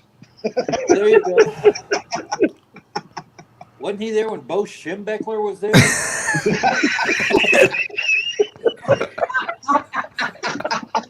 Oh, this show could go off Nice. in so many different ways. Listen, here's the thing, guys. Here's the thing. All I'm saying, my entire point is this, and it's kind of simple. There's no reason to say this guy's like Brady. There's no reason. Give Brady this. He's the best of all time. Nobody compares to him. His style of quarterbacking is not the style of Mike desperately wants attention, apparently. No, his style of quarterbacking is not just his arm strength, whether he's in the pocket or not, whether he's throwing deep, whether he's throwing short to his outlets. That's not all he is. Brady-esque is something, and this is what I try to convey on this show. What is Brady-esque? It's something that no one else has ever done. You're not quantifying it. You're not including it. His dominant talent is something you have to completely ignore to say that a college quarterback is Brady-esque. You have to take the dominant talent of Tom Brady and ignore it. Kumbaya. It's Super Bowl or bust, damn it. We are the world champions, though. Yes, we are. We still are. Yes, we are. Listen, I came on this show to not get You yelled are at, acting okay? so weird and immature. You hear what Andrew said? Did you hear what Andrew said? What's that? You came on this show not to get yelled at, dude. Like, come on. Yeah. I like Willard. You have to understand he wasn't yelling at you.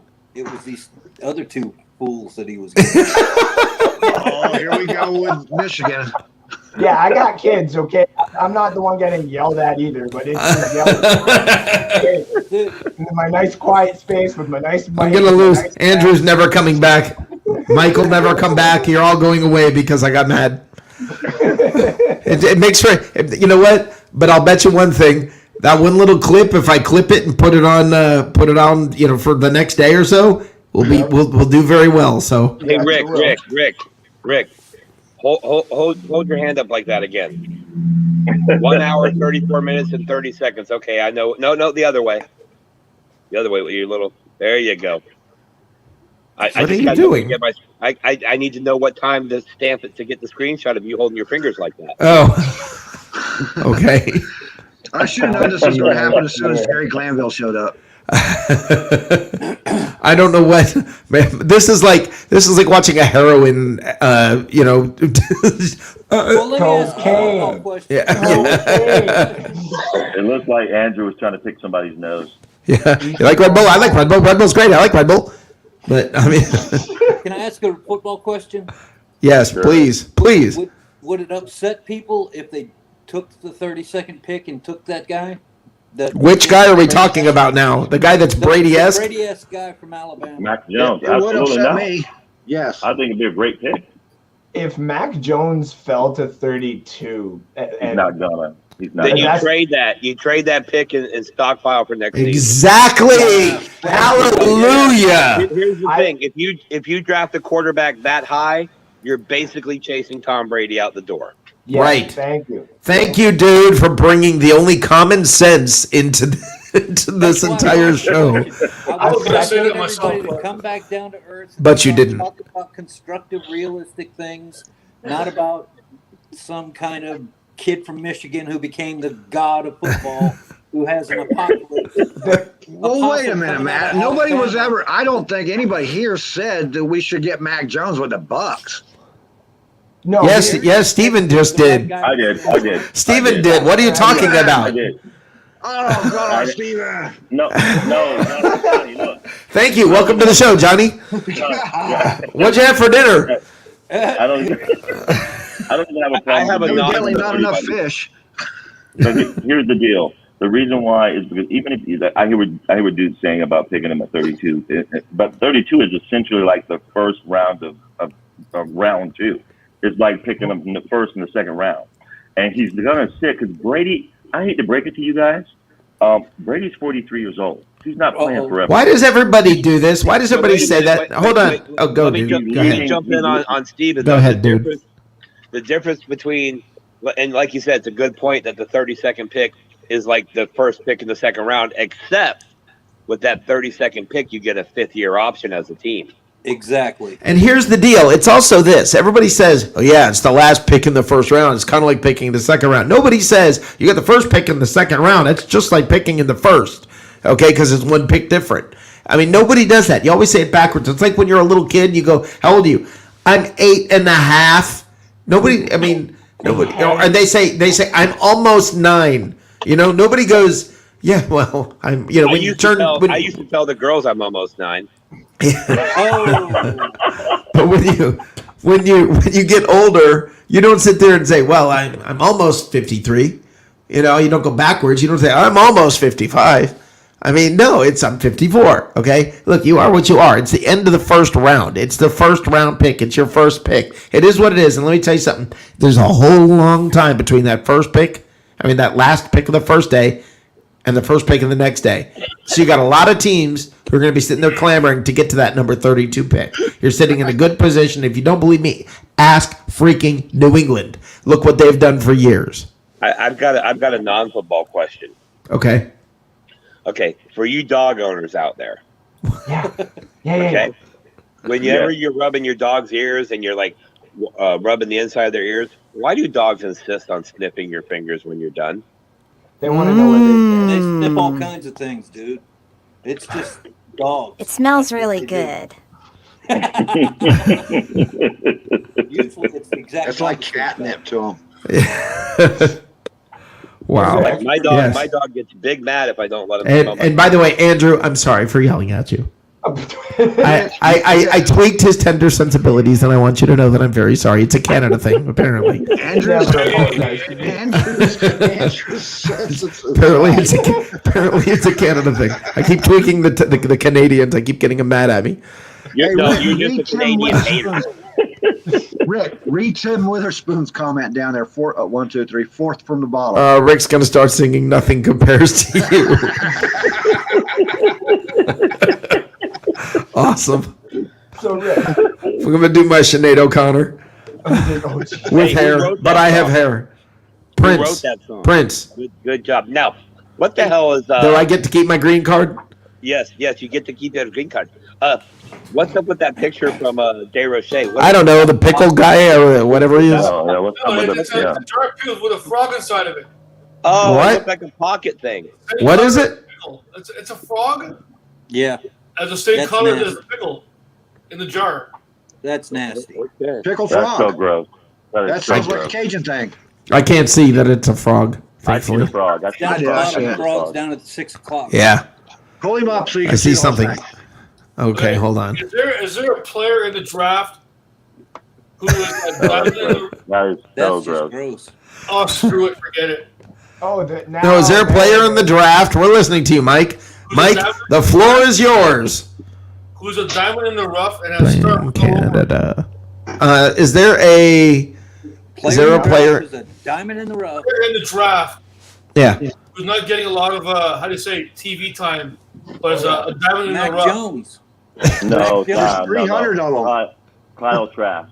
Kyle, if you mean quarterback, Kyle Trask would be one. He's No, not just getting much play. anybody in particular, any player. Is Kyle Trask a diamond in the rough? Do you guys think? Do you think who in here? Now I know, dude, you don't count because this is Florida, so we're gonna go to everybody else. dude doesn't think Kyle Trask has a shot. Everybody else, does anybody think Kyle Trask is going to have a good NFL career? Well, we don't know, but have I an answer for you. I don't Yeah, know. I know we don't know, Steven. You were just on the Mac Jones. You were just on Mac Jones jock. Like I mean, but when it comes to Kyle Trask, we don't know. I can tell you what Trask needs to work on in order to develop. So if he goes to the right team, maybe That's exactly what I was going to say. exactly. he needs to develop his passing skills a little bit more. He's So he's not a as quarterback? accurate as he could be. Is he a pocket How the passer? hell does the guy get to be Yeah. a quarterback Yeah. senior and he needs to work on passing? Okay, so he's Brady-esque. He's Brady-esque. He's No, a pocket passer who. You know how not as accurate. No, he's more Mac Jones-esque. He's Wait a minute, wait. He's in a system that uses that ability. Johnny, I thought quarterbacks who were tall weren't a good prospect. He's not He's over only 6'6". 6'5". He's 6'5", right? Yeah. He's 6'5", That's an 240. inch too much. That's what she said. Oh, wow. No, he's got size on him, so he could actually be like a Ben Roethlisberger. But the same problem holds true with that, the accuracy issues. Yep. Now the other Well, part of that is name me one solid NFL quarterback that's red haired. No offense, Andrew. There'd be that guy. What, Dalton. okay. Well, Well, Andy one of them's Dalton. fixing to Andy leave, Dalton. so- Yeah, actually, Dalton was good. He's Yeah, the for a lead while. Yeah, he's quarterback actually of been- the- Wait, what was Andy Dalton's playoff record again? Oh, that's right. Oh, Yeah, come on. but you don't win the playoffs by yourself. He was in Cincinnati. If he can take that organization to the playoffs, a little bit of props. Hey, after what we just saw Tom Brady come and take a 7-9 team do, I'm not sure if I believe that. Well, he's very Mac Jones-esque. Yes. Oh wow! You know what? I hope Mac Jones has a phenomenal career so I can come on here and curse you out. Don't disappear. All I can tell you is this: talk to me in 20-something years, and if we can still talk about this, I'll take it. Hey, Steven, don't hold your breath, though. You'll be blue Steve, not black Steve then. Oh, Rick, you'll be 74 then, Rick. What's that? You'll be 74 then. I know. That's what I said. If we're still talking about this 20 years from now, okay. You know what, Steven? You know, and to defend Johnny and myself, when we say Brady-esque, we aren't saying he's going to have a 20-year career, win 7 Super Bowls, and be the most amazing leader to ever walk in the locker room. You mean the things that characterize Tom Brady? No, it's not the just things that. that characterize Tom Brady is godliness. He is a god. Right, but so that's why I'm saying separate him. It's just listen. His dominant characteristic is how he changed the team through his leadership, and yet, but what you're doing is setting that aside. You're setting that aside, and you're saying, true. and you're right, but you're having to set that aside and say, other than the main thing about him, he's very Brady-esque. No, the reason why I set it aside is because Dak Prescott is a great leader in the Dallas locker room. Yeah. What good does that do them? You still have to be able to play football. Yeah. They need a better offensive line. Okay, so you're saying Dak, but hold on, are you saying Dak can't play football? No, I'm saying Dak plays great football, and somehow Dallas still ends up 8-8 every year. Okay, So his Dak leadership is a is great different. leader, but I'm not comparing him to Brady. Brady, there's something about the guy.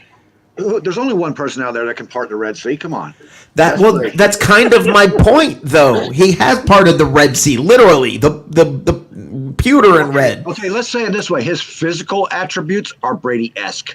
There you go. Okay. There you go. Okay, So fine. he's got a horrible combine underwear picture like Brady. No, he's actually got a better physique than Brady. Well, then there goes that. back So to it's the- not his physical attributes. That's So what the ESC is for. That's what the Back ESC. to forgot. They're the not saying they're identical twins. I forgot what Back to quarterback the- we were talking he's like, they're not identical twins. It's just one was completely out of shape and the other was an Adonis, but otherwise they're exactly alike. but Well, if you look back at to them the- kind of right now, they are. back to the Kyle Trask thing. Everybody that's been giving the glowing reviews, all the pundits, all the experts that's saying Trask can do this, Trask can do that, literally are the same guys who said the same exact thing 2 years ago about Will Greer. Well, I who's rest my saying case. that though? Trask isn't being talked about. I don't hear anybody saying that. Johnny, you about a month ago, you were telling me Trask was a first-round pick, brother. No, I didn't. I said, is he? That was during the season, and I was like, he could be a first-round pick because of the Alabama game where he. That's literally you Master saying he point could be a Careful, first-round pick. careful, dude. Careful, dude. You're gonna be now. Here's where you get accused of twisting his words. Example, and I asked you in Messenger at that time. I've had time to look him over since then. Okay, I'm just saying that you did at one point say he was a first-round pick, and so did a lot of other people. So did a lot of the pundits. In fact, if you go through all the mock drafts, they have him creeping up the mock draft. And what I'm trying to say is Florida, the University of Florida, just like the University of Miami, has not put a quarterback in the NFL that has won a championship. Ever. You son of a. Ever. He's saying that because only one quarterback out of now nobody answer. I mean, nobody say a word right now. Okay, do not shout this out right away. Okay, there is one quarterback out of the state of Florida that out of college that has won a Super Bowl. That has Now started go and won a Super Bowl. right. Started and won a Super Bowl. Go ahead. Who is it? Go. Shout it out. Go. Come on. Okay. Thank you. Now, But that's not what Andrew's I'm mad saying. again. That's not why I'm saying it. I'm saying it because in the 70s or the late 70s, 80s, and early 90s, the University of Miami was literally called Quarterback U.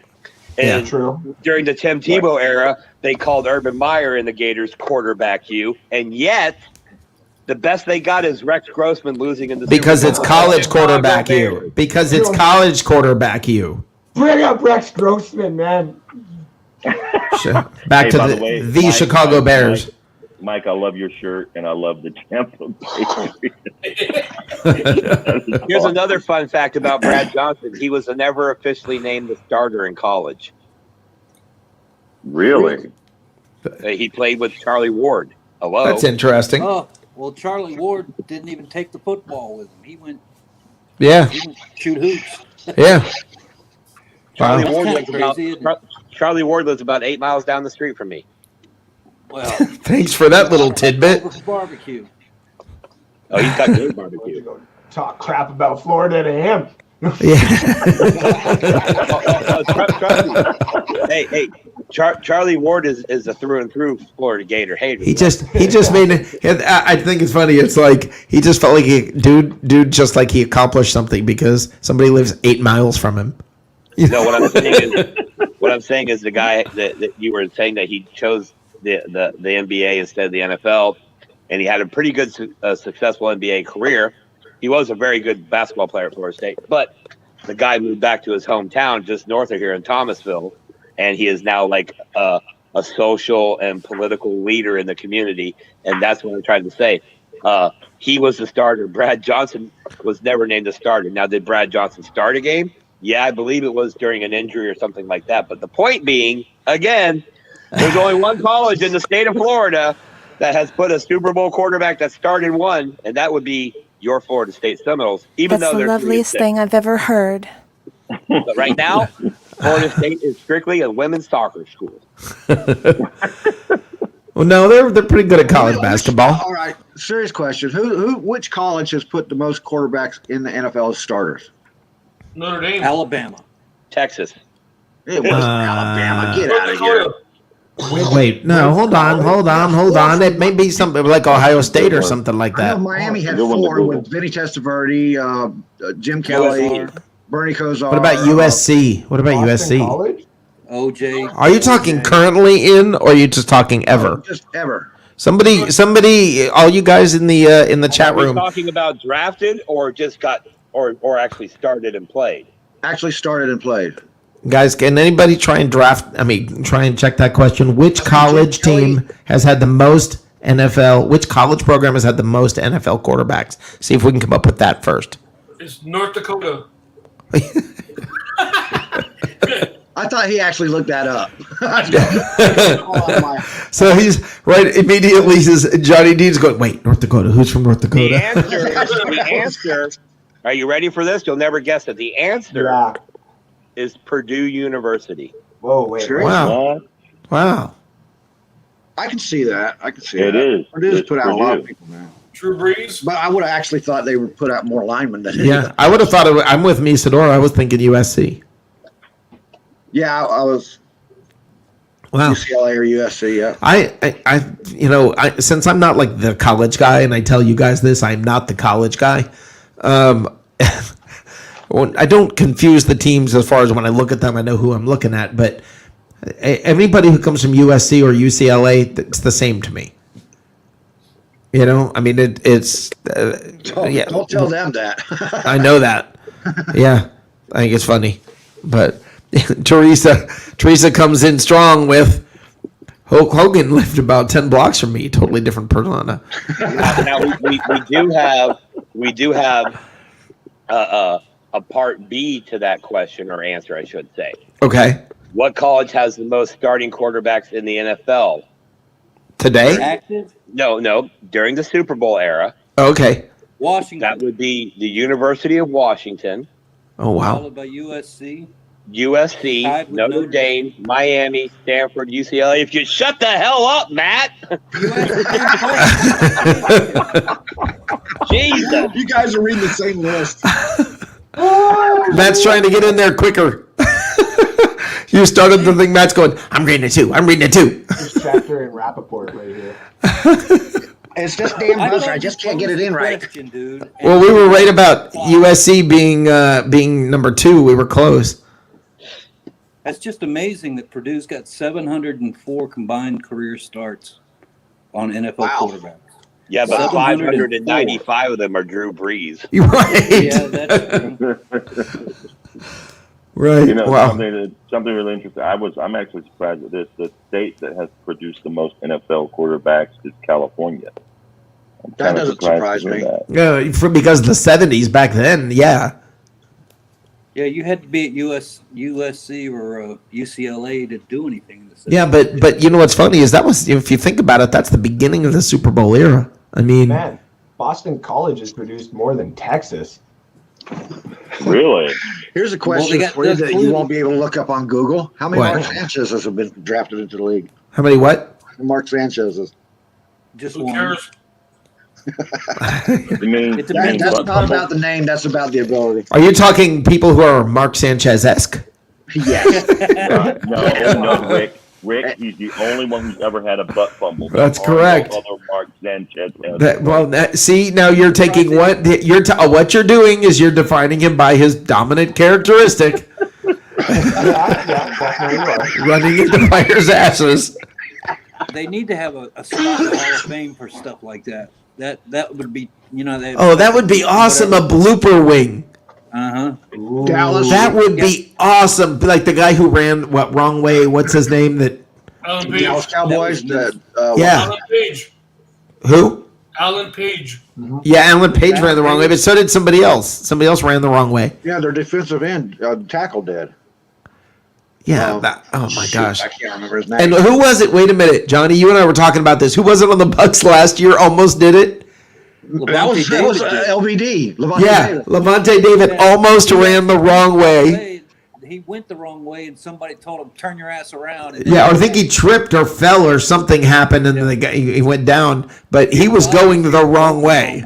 Yeah, he was going the wrong way, and he got, man, that's a lucky dude because he was that close to NFL history and being remembered And it forever would only for be that. a Buccaneer, right? Of Buccaneers course. pull that. Of course, it's the modern day Garo Yepremian with the kick, the ball rolling down the field trying to kick it. Yeah. There was a guy back in the old, like in the '60s, that did it, and he was tagged the wrong way. That was his name after. Yeah, that. that's it. Right. That's what I was talking about. I think he played for the Lions. Yeah. And didn't It was Minnesota. It was Minnesota that did it. Okay, I'm Was it back. Minnesota? I like to get dudes' advice on something, or dudes' opinion on something rather. I was like, his advice? Maybe should this happen off the air? Yeah. Opinions are better is a better term, because we're talking about old players and current players, and we even talked about some Hall of Fame or Hall of Fame worthy players. And one of the things when we're talking about AB is, well, because of all the off-field issues, he may not be a lock and blah blah blah. I am so sick of the Hall adding things to being able to qualify for the Hall that have nothing to do with football. Do you feel that same way, or do you? No, you're not. He asked for dude. He didn't ask for you. He doesn't care about the rest of us. Go ahead, dude. Do you think that's appropriate, or should it just be what they did on the field? Well, if you discount what they did off the field, you're opening yourself up for a lot of bad publicity if the players misbehave. The Hall of Fame isn't the Hall of the greatest statistical player. It's the Hall of Fame, the greatest or the best of the cream of the crop. Off the field stuff, I reckon if you can be held accountable for bad things off the field, you should be able to boast the good things off the field you've done. My issue, and this is the John Lynch factor, no offense against John Lynch, I don't think he's in the Hall of Fame if he doesn't do what he's done as a GM. And I think those should be separated in different scenarios. In other words, you have a decent or a good NFL career like John Lynch did. What 2 rings is it? I think we're about to open the whole Pete Rose debate if we're not careful. But here we go. No, I agree with you, but see, that's my problem with this whole the way they graded dude is because it's too arbitrary. A great example, just based on what you're saying. There's no way, and I love Randy Moss. There's no way Randy Moss should have been a first ballot Hall of Famer based on what he did on the field. Because there are times he said he took plays off. He simulated mooning the fans when he played in Minnesota. Well, yeah, he did a lot of the stuff. fans moving. But see, here's what you're doing there. You're saying You got to take Terrell Owens out of that deal then. Yeah. So here's the thing. The people who vote on the Hall of Fame votes are the media. Okay? Exactly. The media is there to cover the team. If you have players such as a Simeon Rice, such as Randy Moss, who have rubbed the media the wrong way, it's understandable by human nature that they're going to look a little differently at you when it comes to Hall of Fame. Whether that's right or not, that's a whole other can of worms. But that said, the problem here is the media is the entity that's choosing the Hall of Famer, and 99.9% of them haven't played football past Pee Wee, bro. So, exactly. Just because you write about football, look at most of us here, just because you talk about football doesn't mean that you know anything about what happens between the lines. So, perfect example, Warren Sapp was a great player between the lines, a horrible person off the field, a horrible person to the media. He got in. Why Babe Ruth. Yeah, Babe Ruth. I mean, dude, Tug McGraw. Tug McGraw should, Why? Let me ask you this: why does it have to be some uniform? This is why this guy gets in. This is why this guy doesn't, and we all have to listen. Players, for whatever reason, it's the Hall of Fame. Fame is subjective anyway, so there should be some subjectivity in this whole thing. But it's playing based on what you did in your career. Inferred in that is on the field. So if you were the best at what you did on the field, like you got LT as a cokehead, and he's how are general managers in there? They don't step foot on the field. Right. So I don't. I think it's subjective. I don't think it's always exactly. Look, there's not a set of benchmarks that you reach. There are things that apply, the reasons you get in, reasons you don't. I actually don't have a problem with that. I do think there should be more. I think what they need to do is another year where they bring a bulk of players in so they can get caught up, because I think some players are getting lost. Matt, Mike, I'm going to put you in the lobby, dude. Mike is cracking me up. Okay? He's masturbating his icon. I mean, I'll be honest. so the thing is, listen, by the way, let me just add this. Jim Marshall from Minnesota ran the ball the wrong way. That's who did that, but there was The guy we were thinking of, nicknamed Roy Wrong Way Regals. Yes. In yes, 1929 Rose Bowl, ran the ball. He recovered a fumble and ran it the wrong way for a touchdown.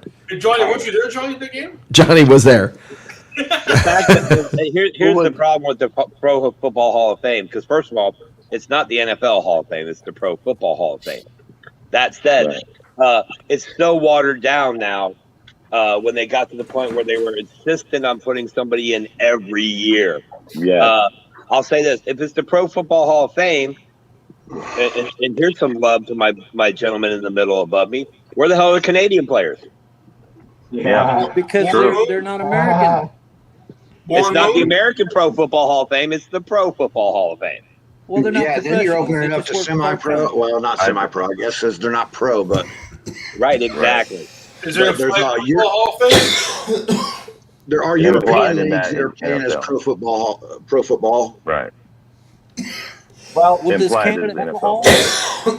Here's the deal. They can't call it that, just like you have to call it the big game. All right, instead of the Super Bowl, it's called the Pro Football Hall of Fame because it's not run by the NFL. It's a separate organization. Right. So they can't call it the NFL Hall of Fame. So we're getting caught up in semantics over There stuff. are items in there from other. Okay. Like But the bottom line is it's the NFL Hall of Fame. Yes, there's an item or two here or there, but let's not get confused. People who go to the Pro Football Hall of Fame are not looking for the some guy who is the best Saskatchewan Rough Riders running back from. Exactly. And the other reason is before the late '60s there was no NFL. Right. It was AFL, NFC. So that's. I'll just say this: the Hall of Fame's a joke. I'll just say it. I think it is what it is. Hall of Fames always are when it comes right down to it. So I don't think it's a joke, but I think it's something you can't like live or die with as a fan. Let's put it this way. This year, a perfect example, and don't get me wrong, love John Lynch, one of my favorite Buccaneers of all time. But it took a Cheeto finger crusted, fat bloated jellyfish to make a pitch to the NFL voting committee to get John Lynch in. You have to pitch the player. My whole thing is if I have to try to sell you on it, then he's not. That's right. Yeah, that's exactly. true. But it It's goes no brainer. Steven, Here's the problem with that. When you go back and do old players or people who were in the 1940s and 50s, some of us weren't there, okay? And somebody's got to make that pitch. Steven. The NFL Hall of Fame went downhill once they started making a big spectacle about the induction and selling tickets and televising it and marketing it. Yep.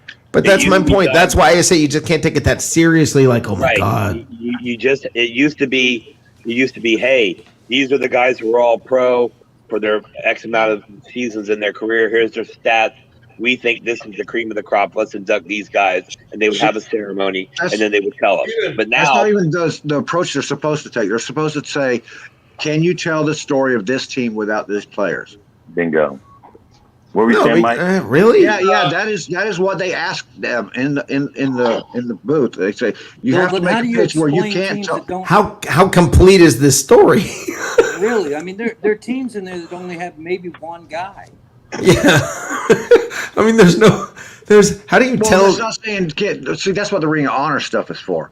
The Hall of Fame is supposed to be, can you tell the story of the NFL without this player?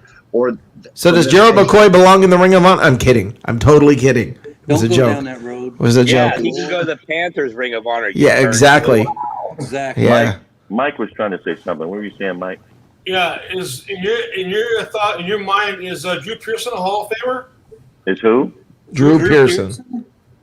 Oh yeah, absolutely. Well, he was part of that. Yeah. That At the time he was playing, I would have came in right away. See, there's a certain part of me that goes. He should have been in much sooner. But here's the deal: Eli Manning is going to get in the Hall. Well, but he deserves it. 2 Super Bowl MVPs. He deserves it. Okay. The thing is this. But listen, guys. Here's the thing. I believe you can make the Hall of Fame if this is just me, I think it'd be okay if they said, you know what, you can make the Hall even if you're not that great, but you did something unbelievably spectacular briefly. I don't think you have to amass over a long period. If there's somebody who came in and for like Bo Jackson, what are you going to say? He was only there for a couple of years. He didn't amass enough statistics, didn't win any Super Bowls. F that. He belongs in the Hall of Fame. Okay, question on that then. With the earlier topic of you don't take the outside accolades to maybe affect what, going in for the Pro Football Hall of Fame. Not to bring up the name, but I'm assuming OJ is not in the Hall of Fame. Yeah, he is. He is. Why? He was there before he killed He his was wife. he was the best running back in the NFL in his time. Okay, so again, not to bring up like a bad topic, but is something like that, shouldn't that then exclude that person? And I don't, and this is where I say no. No, once you're in the Hall, That's an once you're in the Hall. ideological See, thing. that's what I'm saying. Back then, people went in the Hall for what they did on the field. Okay. Now, Okay. it's not the Hall of because I like you. It's There was the an Hall awful lot of Fame. people. But you that think wanted Bo to Jackson shouldn't be on there? Shouldn't be in Hell there? no. Hell I hate no. to say it. Bo Jackson should definitely be in there. Right, but he was barely a running back. I mean, he was only in for a few years, and he didn't. And nobody could stop him. Right, but it was just briefly, and So by that logic, Christian Okoye should be in there. Yeah, man. The Nigerian Nightmare? Come on, Priest man. Combs. no, but this is my point about it's the Hall of Fame. You guys are just missing that word. Okay, if you're really good and really famous and a big part. No, you're not. Okay, Johnny, Yeah, you're not everybody. I know Priest Holmes right now, and if you say his name in Kansas City, that's the man. He's famous. I'm not just saying famous in your city. So is Tim Tebow, bro. Right, I'm not just. Yeah, Just gonna bring up Tebow, yeah. Yeah, Right. It's got to be a balance there, man. Right. No, that's what I'm trying to say is I don't think there has to be some one very strict measure. It's only on the field or it's not, you can't. Listen, this guy, you're going to take into account he was only in there for 3 years and he blew out his hip and he had to have his hip replaced and he could never do the same, but he played a couple of sports and okay, let Bo in. Dude, Bo Jackson never broke 1,000 yards in a season. But yet I still think he deserves the NFL with the Hall of Fame without Bo Jackson, and it seems incomplete. Okay, seems like he should be in it. 4 years though. 4 years. I know, and that's what let me say this again. Okay, even if you're kind of on the border with Bo Jackson. okay, but the thing is, I think that's where you look at him and you go, he was such a huge part of the game for that short period of time that if you're tell the story of the team. Can you tell the story of the league year by year without mentioning this player? He was a very huge story. Right, and that's why I say no. He should be in. He should be in. Would he be in the Hall of Fame for baseball? No. I don't know baseball enough, and I'm certainly not willing to make any such argument. I can only say that I think different players should get in for different reasons. You should make it for different reasons. Don't make it for different reasons. Whatever. I don't think there has to be this uniformity to what gets you in and what doesn't. Okay, let me point this out to you though, because this is the rabbit hole we go down here. If Bo Jackson is a Hall of Famer, so is Leonard Fournette. I don't think that's true. Why? Wait, whoa. Leonard Fournette averaged 2 yards more per carry in the same amount of time. Leonard Fournette has 2 1,000-yard seasons. Leonard Fournette's receiving is off the charts. You're doing exactly what I said doesn't apply. I'm saying I don't he has think a Super Bowl. Right, I'm saying you have to take into account a lot of other things. And like Johnny was talking about, telling the story of the league. Listen, Fournette's probably going to make the Hall of Fame. Okay, he probably will. All right, but you can't tell the story of those years that Bo Jackson was a part of the league. He was the main story, the big part of the story. He was phenomenal. Everybody thinks he was phenomenal, and then he got hurt. And okay, you know what? He made it. He was there, and then he was gone. He's also never going to get in the Hall of Fame because he refused to play for the team that drafted him. Yep. And by the way, Rick, David Moser just made a great point. So based on what you're saying, should Michael Vick be in the Hall of Fame? Yes. No, hell no. Yes. Hell no. No. Hell no. Ooh. The man changed the dynamic of the sport. Exactly. No, he didn't. No, he didn't. He did. No, he didn't. Because did. ever since then, ever since Michael Vick, we've all heard these new mobile quarterbacks are going to change the game. Before you talk, Michael Vick, RG3, Lamar Jackson. It hasn't happened. It hasn't happened. Vic Patrick did get Mahomes. to a 4-year Super Bowl, wonder. though. What's that? Vic did get to a Super Bowl, though, did he? Patrick not? Mahomes. So did Rex Grossman. Oh, I'm just saying for mobile quarterbacks. Patrick Mahomes. Patrick Mahomes is the most mobile that's ever been in there, though. Yeah, Wow. and he's not he's- that. He's Warren not- Moon he's right didn't. here. He's known mostly as a pocket passer, by the way, Patrick Mahomes. He can move. Warren He's Moon a didn't pocket ever passer. make it. I mean, here's the thing. Look, here's the thing. I'm not. I guess all I'm trying to say is this. You know what? I don't need to have some. You don't need to put guardrails around me when we're picking who should make it and who should. You know what? For sometimes I can just look and go, hey, for whatever reason, that guy, I think he should be in there because holy I do crap, look think at how that- important he's been to the league. I think stats have to matter too, though. No, they think they matter too. I think sometimes that's the reason you make it, but sometimes maybe you make it even though you didn't have the stats. I got heartburn. Ugh. Andrew Luck? Is Andrew Luck a Hall of Famer? No. No, because that he didn't even. The biggest argument I have against your thing there is that on a stacked team like the 2002 Buccaneers, Uh-huh. a lot of people who deserve to be in the Hall get left out. And they should be able to go even if their stats are what's the word scavenged by other players and everything because there were so many good players, but they were huge to the game. They were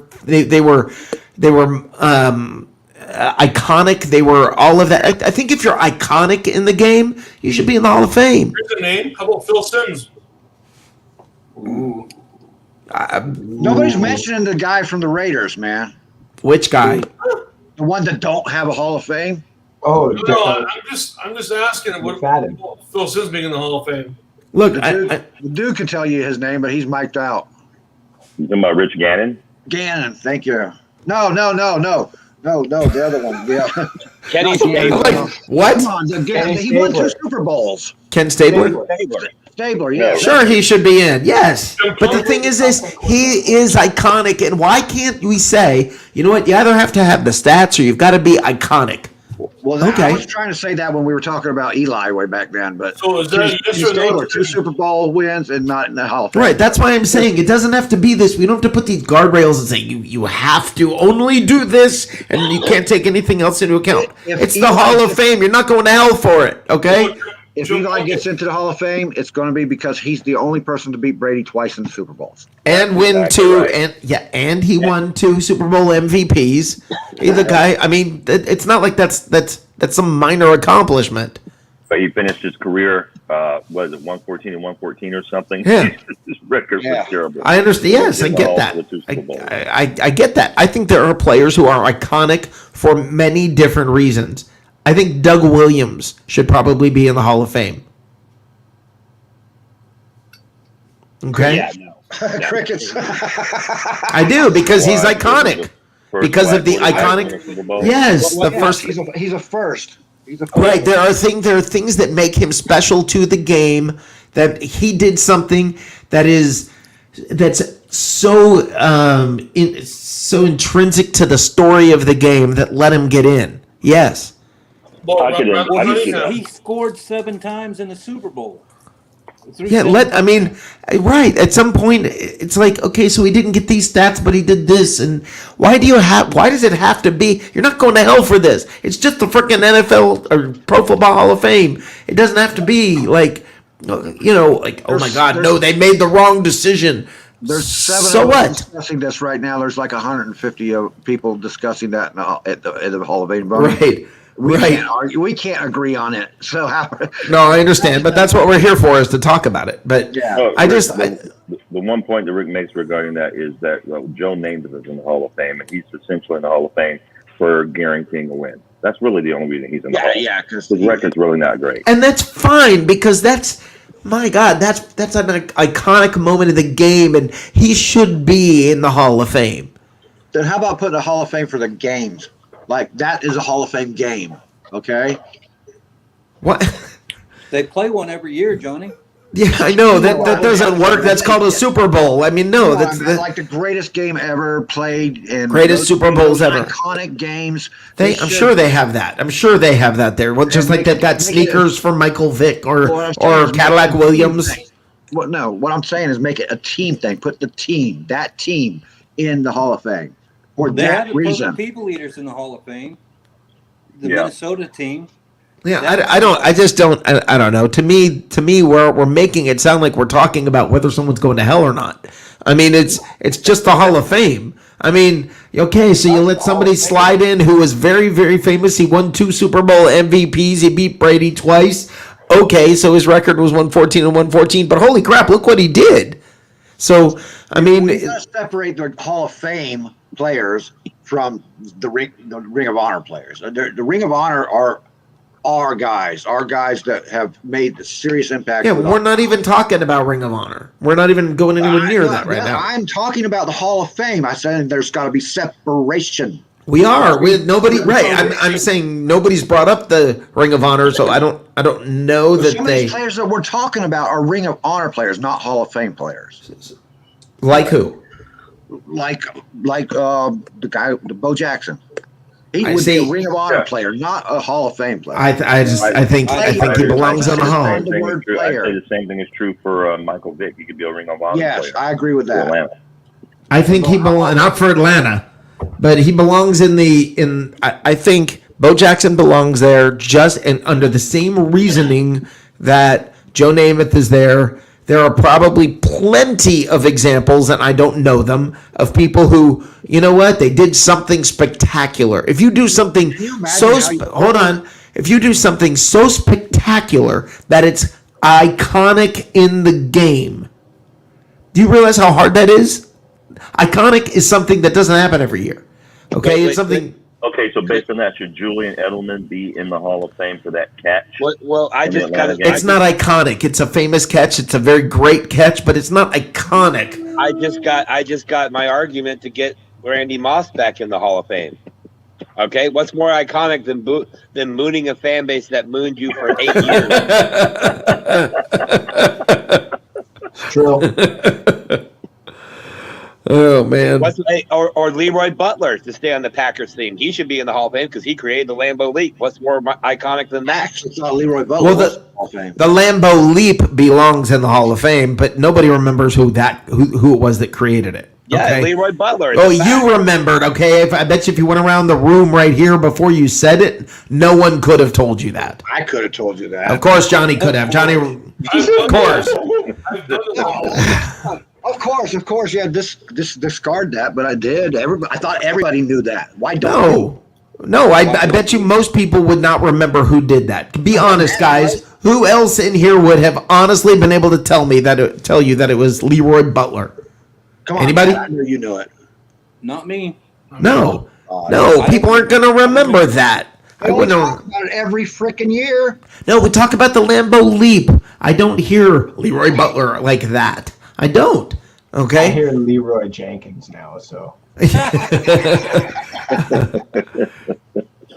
So anyway, what a He mess. should be in the Hall of Fame. Leroy Jenkins. He will when EA makes it Hall of Fame for sport. Roger Cunningham. If we're gonna go Leroy's, let's go Selman, and let's not go any further. Okay. Thank you. And then You know what, I'm- in there for time. How many years did Leroy Selman play? 9? 9? His career was cut short because of his back Right. injury. His career was short. He never won a Super Bowl. He didn't. I mean, I think it was 7 or 6. right. What I'm pointing out is part of the reason he's there is because he was the Bucs. Oh, yeah. Okay, and that's part of the deal. But when you start saying, well, this guy didn't win enough Super Bowls. Well, this guy only won 2, but his record was this. The thing is this. It's not. What'd you say? 121 games he played, Solomon. And how many years? I just exited it. 9. Got it. 9. 9. Okay. Was it 9? Okay. Right. Okay. So he played 9 years. Really? I mean, where are his stats on the on the all-time defensive ends? I mean, the thing is this, guys. It's not that he's not phenomenal. He was phenomenal, but there are other factors that came into play with him, making the Hall. I'll say this because they didn't count him then. I'll say this. Leroy Selman had way more to do with the Bucs getting to the NFC Championship than Doug Williams did. Absolutely. No, I agree with you on that. I'm not disagreeing at all. I agree with you on that. I was just stating a Right. fact.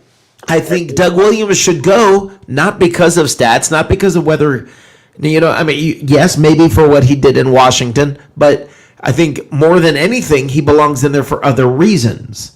I would agree with that because if Terry Bradshaw can be in the Hall, then Doug Williams should be in the Hall. Right. You're taking a guy who's. Have you seen Doug Williams' career stats compared to Bradshaw's? They're not pretty, bro. Yeah, He threw more interceptions than Jameis Winston. Do you I mean, so the thing is, guys, it's simple to me that the bottom line is the people who make it to the Hall are the people who make it. And it's because of different criteria. There's not a rigid criteria, and I'm okay with that. Okay, you know what I would. I shouldn't say it because it sounds petty, but if I would love to see in my perfect dream world, I would love to see the Bucs win 2 more Super Bowls. So to be the first team to win 3 back-to-back Super Bowls, yes. and then Brady retire and go into the Hall as a Buccaneer. Who are you going to, and he goes undefeated one of those years. Yes. Who are you going to then say, if that were to happen, okay, let's say they go 17-0 this year and then go all the way, through the playoffs, win the Super Bowl. So they're back-to-back now. They go into the next year and they win the Super Bowl again. All right? Now, which player on the Bucs, which wide receiver on the Bucs, if AB resigns, which one is not going to make the Hall of Fame? See, it's just silly to say, oh, you can't let all these guys in because they're from the same team. Yes, you can. Speaking of iconic, the only reason Tom Brady didn't go all the way undefeated through the Super Bowl was because of Eli Manning. Exactly. So that's sort of my point. All right. Actually, it wasn't because of Eli Manning. It was because of the Tyree. No, it was the Giants' defensive line. Well, it was because of a lot of things, but David Tyree. Yeah. David Tyree. Yeah, but that was ridiculous. So David Tyree threw the ball to himself. That's hot. Okay. Right. That's so hot. Oh my god. No, that was Tom Brady threw the ball to himself. Right. Well, he actually did that last year. Right. The Bucs. He did actually, and that became a thing. The Rams now are changing the league because of it. Terry Bradshaw, 210 interceptions. How many does Jameis have? 88 right now. That's Jameis only has 88. Wow. Bradshaw's record is not great. He's in because he went to 4 Super Bowls. But he should be there because of the Super Bowls, because of all of that, because of the fame, because of the iconic nature of who he was at the time, for so many different reasons. For so many different reasons, he should be in the Super Bowl. Rick, Rick, you could name. It would take you less time to name the Pittsburgh Steelers players from the '70s who didn't make the Hall than the ones who did. And they're still trickling in each year. Right, and they should keep putting them in. That's what's going to happen with this team right here. I think you're right. It could happen, but the thing is, it's just like it happened with Levante David and Devin White. Listen, let me tell you something. Hold on. If Brady didn't come this year, okay, and you still got Levante David and Devin White, neither one's making the Pro Bowl. Okay, that's a fact. All right, because they're taking votes from each other, and other people are going to get there, and the team didn't make it and didn't do it all. Okay, the point of the matter is this: if you do something spectacular, I kind of think if it's that impactful and that big. Maybe that's the way it is. As I view the Hall of Fame as just NFL's biggest players. That's how I view the Hall. I think based on what you're saying, the Bucs defense from this past Super Bowl should make the Hall if we're going to do that. Name another team that's held what was the top offensive team in the NFL, considered to be one of the best in NFL history, to no touchdowns in the Super Bowl. I understand. No, I understand. But and here's what I'm trying to say is, while that is unbelievable and spectacular, and all of us are blown away by that, and we get the impact of it, most people don't. And what I'm saying about iconic and what makes something iconic and such a big deal is everybody across all teams, everywhere. It's this memorable, massive moment that everybody coalesces around. Not just fans of the team, not just people who really know football. Does coalesce mean good or just gather around? Gathers around. Okay, so that by that notion, Colin Kaepernick taking a knee should make him eligible because everybody talks about that for 10 years. Yeah, but that's Well, not was that a Hall of football? Fame worthy. That's See? immediate. See? What do you mean? See, that's not football oriented that he took a knee. That Well, has then why nothing did to do people boycott the NFL for it? the NFL took a Because stance. America. Agreed with something that's pretty damn questionable. Let me ask you all this. Should Colin Kaepernick taking a knee be in the Hall of Fame? Yes. No. No. The Yes. action would just as much as those No. Olympic track stars that did the fist in '72 Olympics or whatever. They still played the Mexico game and Olympics. did it. Way to go, But Matt. that's- Way to but go, that- Matt. You just shocked me. Way to go, Matt. I'll Okay, say this. That's Well, I an guess every iconic. once in a That is while. an iconic moment. That's an iconic moment in Olympics, Matt. But it shouldn't be in the hall either. It's got. It is, though, I am Steven. tired. I am tired of actions, but it shouldn't be. I'm tired of actions that have nothing to do with sports being celebrated. Well, I agree Has with nothing you. to do That's with why I'm sports. not watching baseball. You know what? I don't agree. I don't agree with that, Yeah. Stephen. I don't agree with that because sometimes that's what makes sports so special to America. Is there are things that are transcendent to the sport. And my problem with that is also the notion it's like the athletes are doomed either way, and I'll say it for one reason before my phone dies.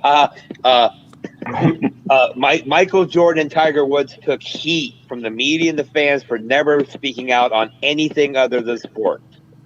Now, the That's new a fact. generation of athletes are actually taking up causes of what they believe is right or wrong, and we're burying them for that. So we're just burying what we're saying is regardless of what you're saying, good or bad or otherwise, just play and shut up. Damned if you Yeah. do, damned if you don't. Yeah. Well, here's why that works though. To a degree. What about the track star? Michael What about Jordan- the track star in the Berlin Olympics? Should they not raise their hands?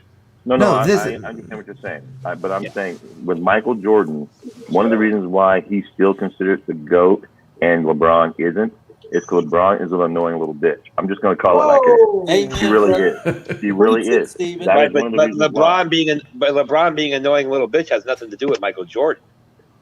Because Michael Jordan made a great point that I agreed with at the time. Because they said, why don't you get involved in more social issues? Why don't you speak out more? In other words, what they're really saying is, why don't you take our slanted side? And what Michael Jordan said was, Republicans buy tennis, Republicans buy sneakers too. And that should be the bottom line.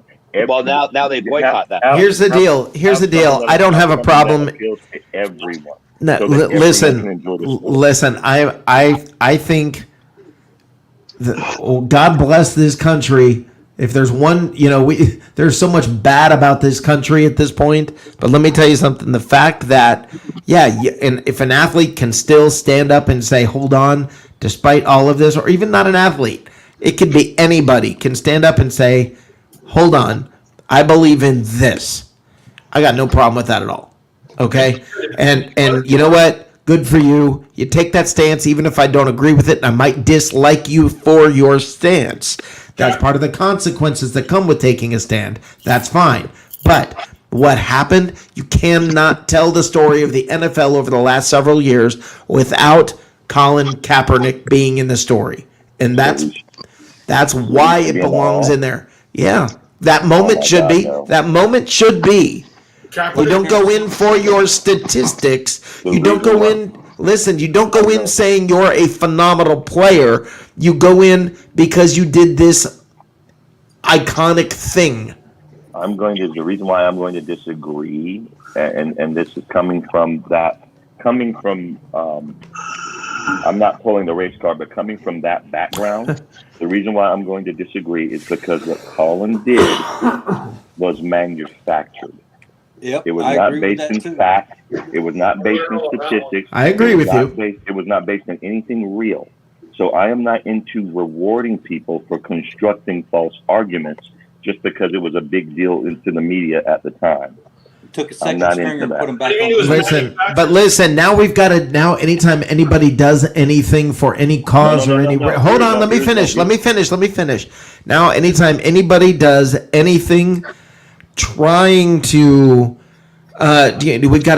we have to pick apart now. What are their motives? Is it right? Is it wrong? Is it? I mean, we have to. We go. And the thing is this, man. You know what? You can't tell the story of the league. Forget whether it's right or wrong. Forget whether it was manufactured. You cannot tell the story of the last 4 years of the NFL without Colin Kaepernick. Michael Spurlock don't need to be in the hall. That's an example of great. Maybe the ring. Okay, fine. We're not talking about that. Okay, that's not an iconic moment beyond the team. Okay, I'm saying the league. You cannot tell the story of the league. Okay, Yeah, Johnny, you keep changing and going back to the team. I keep saying you can't tell the story of the I league. was answering a question in the chat. I wasn't talking. And Troy Polamalu, go away. Okay, if you're gonna spam the chat, go away. All right. Yep. Now you're just annoying. You know what? You were funny a lot of the time. Now you're pissing me off. All right, now. you're going to piss me And off. I agree with Tim. I agree with what Tim Witherspoon said. He first knelt because he got benched. See, this is the point. When Muhammad Ali was willing to go to jail because he didn't want to go to Vietnam, he refused to serve. That was a noble cause.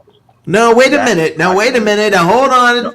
Your judgment call is that it was noble. Somebody else might say he didn't want to go to war. He was entitled. He was spoiled.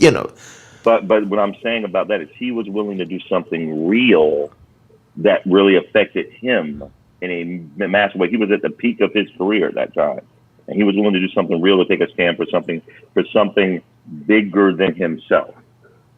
I don't believe that was Colin Kaepernick. But that's a judgment call on your part. No, because Muhammad Ali lived it. He lived it. No, I get it. But so has Kaepernick. Okay, so the thing is, all that I am saying is this, Johnny. I'm using your benchmark, but I'm taking it to the NFL instead of a team. Can you tell the story of the league with or without this player? Okay? You cannot tell the story of the league over the last 4 years without talking about Kaepernick. On a national level, I agree with you to a point because it's a national story. It's not just an NFL story. Right. But it's also, and you can't even when it comes to the NFL. It's a worldwide story. Right. You have to tell that story. So do I think he should go in?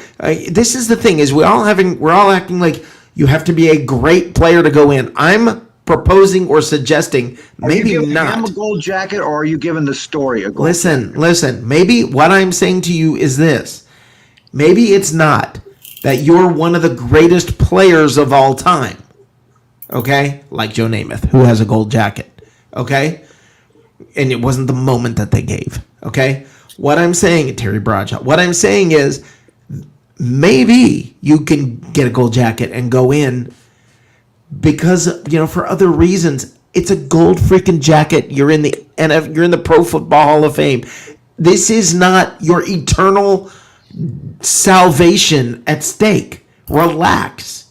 Who cares? Ultimately, if somebody gets in and you're like, I don't think he was good enough. Well, I kind of care because I care for the story, but I don't care for his ability as a football player. And that's where bottom line is. They have to be football players as well. But Namath wasn't, and Bradshaw wasn't, and so many others weren't. No, they played. Namath and Bradshaw, God, as much as I hate to say that about Namath, he got out there and played. Okay? It was about the football game. Right.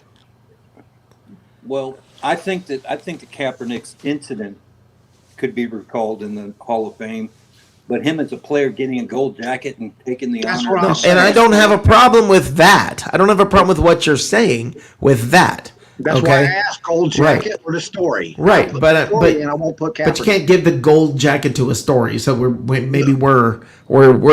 caught in semantics. But the thing is this. No, they do it all the time. They put Fitzpatrick in there. I got it. They take cleats and they put it in there. They do things like that. Yes. They put storyboards in there also. Okay. All that I am saying is simple. It's just very simple. Look, I'm just proposing the thought.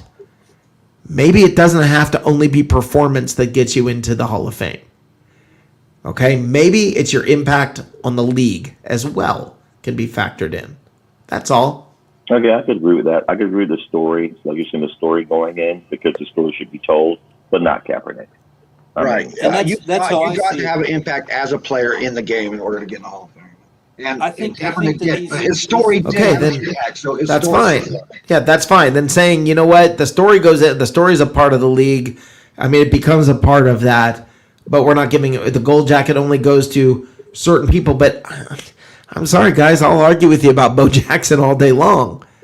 And Bo and Jackson's a whole different situation, Rick. I mean, no, this the is guy my got point, cut Matt. because of physical Matt, problems. my point is exactly what you're saying. It's a different situation, and that's my point. Is every situation is different. You don't put guardrails and say that it has to be these specific criteria that get you into the Hall of Fame. And I don't think that's right, because rules change, leagues change, things change, player styles change, height, weight, all this stuff changes, speed. But there's a big difference between Michael Vick's cleats going into the Hall of Fame with a storyboard and a little video, as opposed to putting Michael Vick in there, because he really didn't do anything but make an impact on the league. But so he did. He doesn't deserve a gold jacket. Maybe. He deserves notoriety for what he accomplished. Maybe. I see that as two separate different things, and you're not going to put Colin Kaepernick at the podium and let him do an induction speech. Do you That would remember be the things completely wrong. Vic did at the beginning of his career, and then forget that last year or so in Atlanta,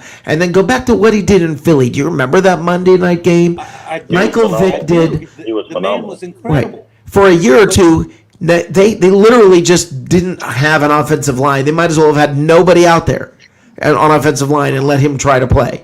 Okay, I Had to mean. go 150 yards a game. Right. So- It was insane what they did to him, and he had no shot, and what he did was amazing and phenomenal, and no other player could do probably what he did.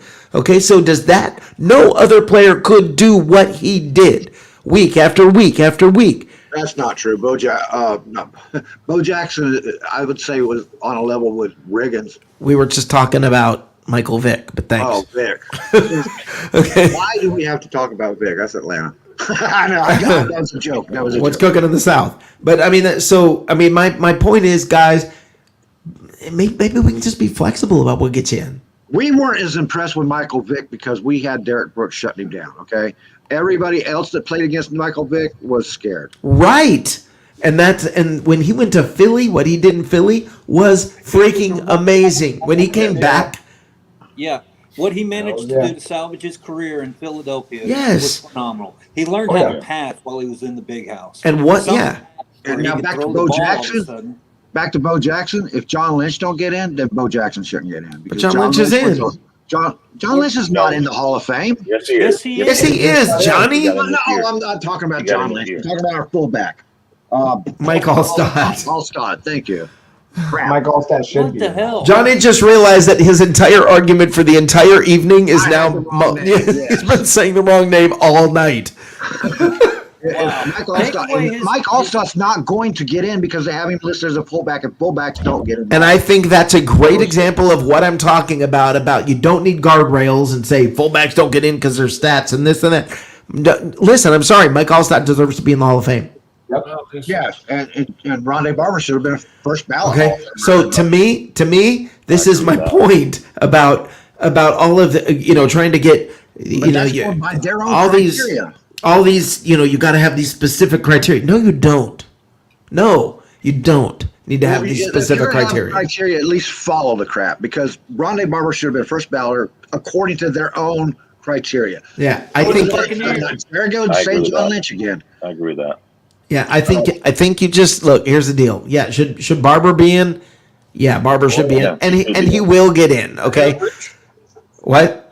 Ahead of Lynch? No doubt. No, Lynch is in. I understand that, but before him, anyway. I don't know. I don't know the I answer to think- that. I think Barber should have been in before Lynch. Probably, yeah. Probably, yes. But I think Barber's definitely getting in, and if Lynch didn't get in, Lynch retired first. So if Lynch didn't get in, I mean, Lynch was going to get in first. I don't know how else to say that. He was going. See, I think the Buccaneers from 2002 need to have their own little spot. Simeon Rice should be in there. There's no question about that. But he pissed off the press. But and that's that's why I say, you know what? You open up the criteria a little bit to just say, you know what? There's not a set criteria. You don't have to win a Super Bowl to deserve to be in. I mean, agree with that. you don't have to do everybody with all that. You know, how many Super Bowls did he win? Or, you know, whatever. I'm sorry, Dan Marino never won a Super Bowl, but that dude deserves to be in. But having said that, Eli Manning won 2 Super Bowls, beat Tom Brady twice, won the MVP both times in a game that Tom Brady was in. Yeah, that dude deserves to be in the Hall of Fame. Yeah, so, I agree with that. I don't think Johnny and I are saying that that the criteria should be rigid. At least what I'm saying is that because it's media driven, it's unbelievably arbitrary. Great example. Simeon Rice went and talked to the press, and so to stick it to him, they're making him wait. And I think that's the unfairness of it. He deserves to be in the Hall. But to stick it to him, they're making him wait. They did the same thing to Terrell Owens. He deserved to be a first ballot Hall of Famer. They made him wait because he didn't like them. And there's a penalty for being an a-hole. Sorry, there are consequences to it. There you go. It's also position bias too. Look at Matt Suey. If I don't know if Matt's in, but if he's not, he should be. Matt Suey. Yeah. Hong Kong Fooey. Okay, you guys don't know who Matt Suey was. Walter Payton's fullback who opened all those holes for him. Okay. Yeah. So here's the deal, and this ultimately is it. What criteria do you need to be listed as Brady-esque? Okay. Thank you, Witherspoon. All right, thank you, Tim Witherspoon. Guys, I'm going to call it a night. Thank God. Hey, Mike, you can go anytime you want, brother. Nobody's keeping you. There's literally nobody forcing you to be here. That's just bad media, though, bro. Okay, guys. We talked the Hall of Fame a bit too long tonight. For you.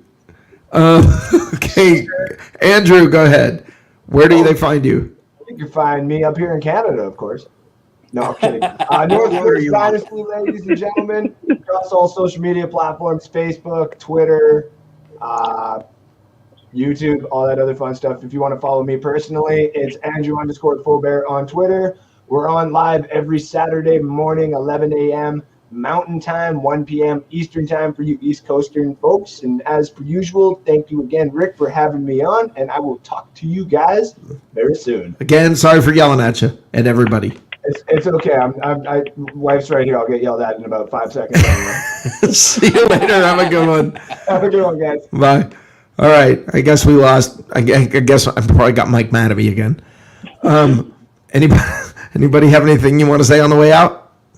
You can catch me on one at a time. Hold on. Let's start with Johnny. Okay. I can be found at What's Happening Sports Entertainment, the Twitter channel right here. And North Sports is supposed to be writing an article for What's Happening here soon.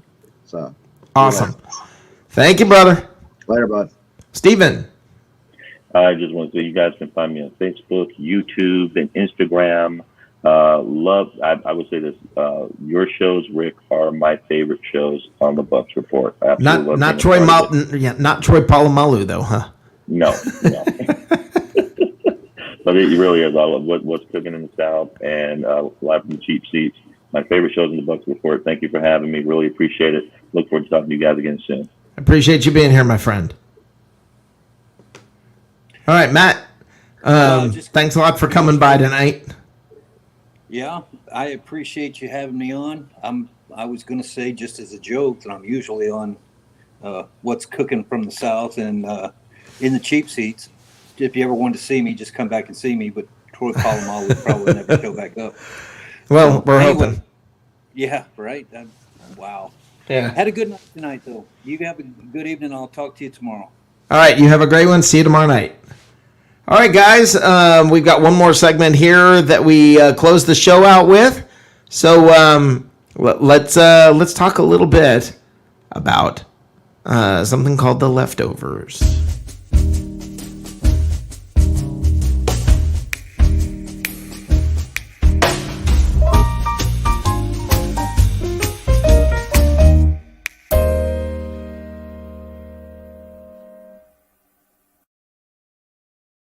Okay, guys, so this is what's left over for tonight. Something we didn't get into. We didn't really delve hard into, and I think that's the coaching staff. That the Buccaneers, I hear a lot of people talking about what's going to happen after Arians is gone. What's going to happen? You know, is this person going to take over the defensive coordinator position? Is this person going to move up and become the head coach? What's going on with that? And this is sort of like the AB thing that I opened up with. Who cares? Right now, who cares? And I think it's as Bucs fans, we're probably trained. We're trained to think only about what's wrong because we've gone through it for so many years. We're trained to be preparing for the worst and preparing for whatever's bad. We're always preparing for that. And we're missing the good times because we're so busy trying to figure out the next step that we're not enjoying the step we're on. So I just want to encourage everybody. Let's have some fun this year, man. Let's all just have some fun. Let's all go along for the ride and get along and cheer, and let's do our best to put aside what happened in the past, because right now, this is what it's all about. This is what we wait for. This is what you try to build to get to. And don't miss it. Don't miss the good times, because they don't come that often. And we got a very special thing going here. Let's enjoy it. Let's enjoy every minute of it. I want to thank you guys for coming by. I seriously, I love you guys. I'm so glad you guys are a part of what we do here. And I'm very much want to say thank you. Please share as much as you can. Share the show down below there. Follow us. Share us. Spread the word. Please keep making comments. What you guys say and do in the comments, even when we're not referring to them, we're reading them. And I appreciate the fact that more than you know that you guys are here. And I very much want you to know that I wouldn't be here if it wasn't for you guys. And that's a fact. I wouldn't be doing this show if y'all weren't having a good time, if I wasn't having a good time. I wouldn't be here. So the getting all excited and having a good time and ranting or whatever, it's all part of the fun that we have here. And I hope you know that. And I appreciate you guys. Thank you for coming by. All of you are awesome. Glenn, Tim, David, all of you that I see here at the end. Teresa was here earlier. Christopher Cole is always here. Misador is here. Robert Horton. There's so many of you. David Surlis. Charles Scott, thank all of you guys for coming by. Olga, thank you so much for coming by. And everybody on the show. The dude, Stephen Glasker, Matt from Oklahoma, Mike, Johnny Dean. You guys mean a lot to me.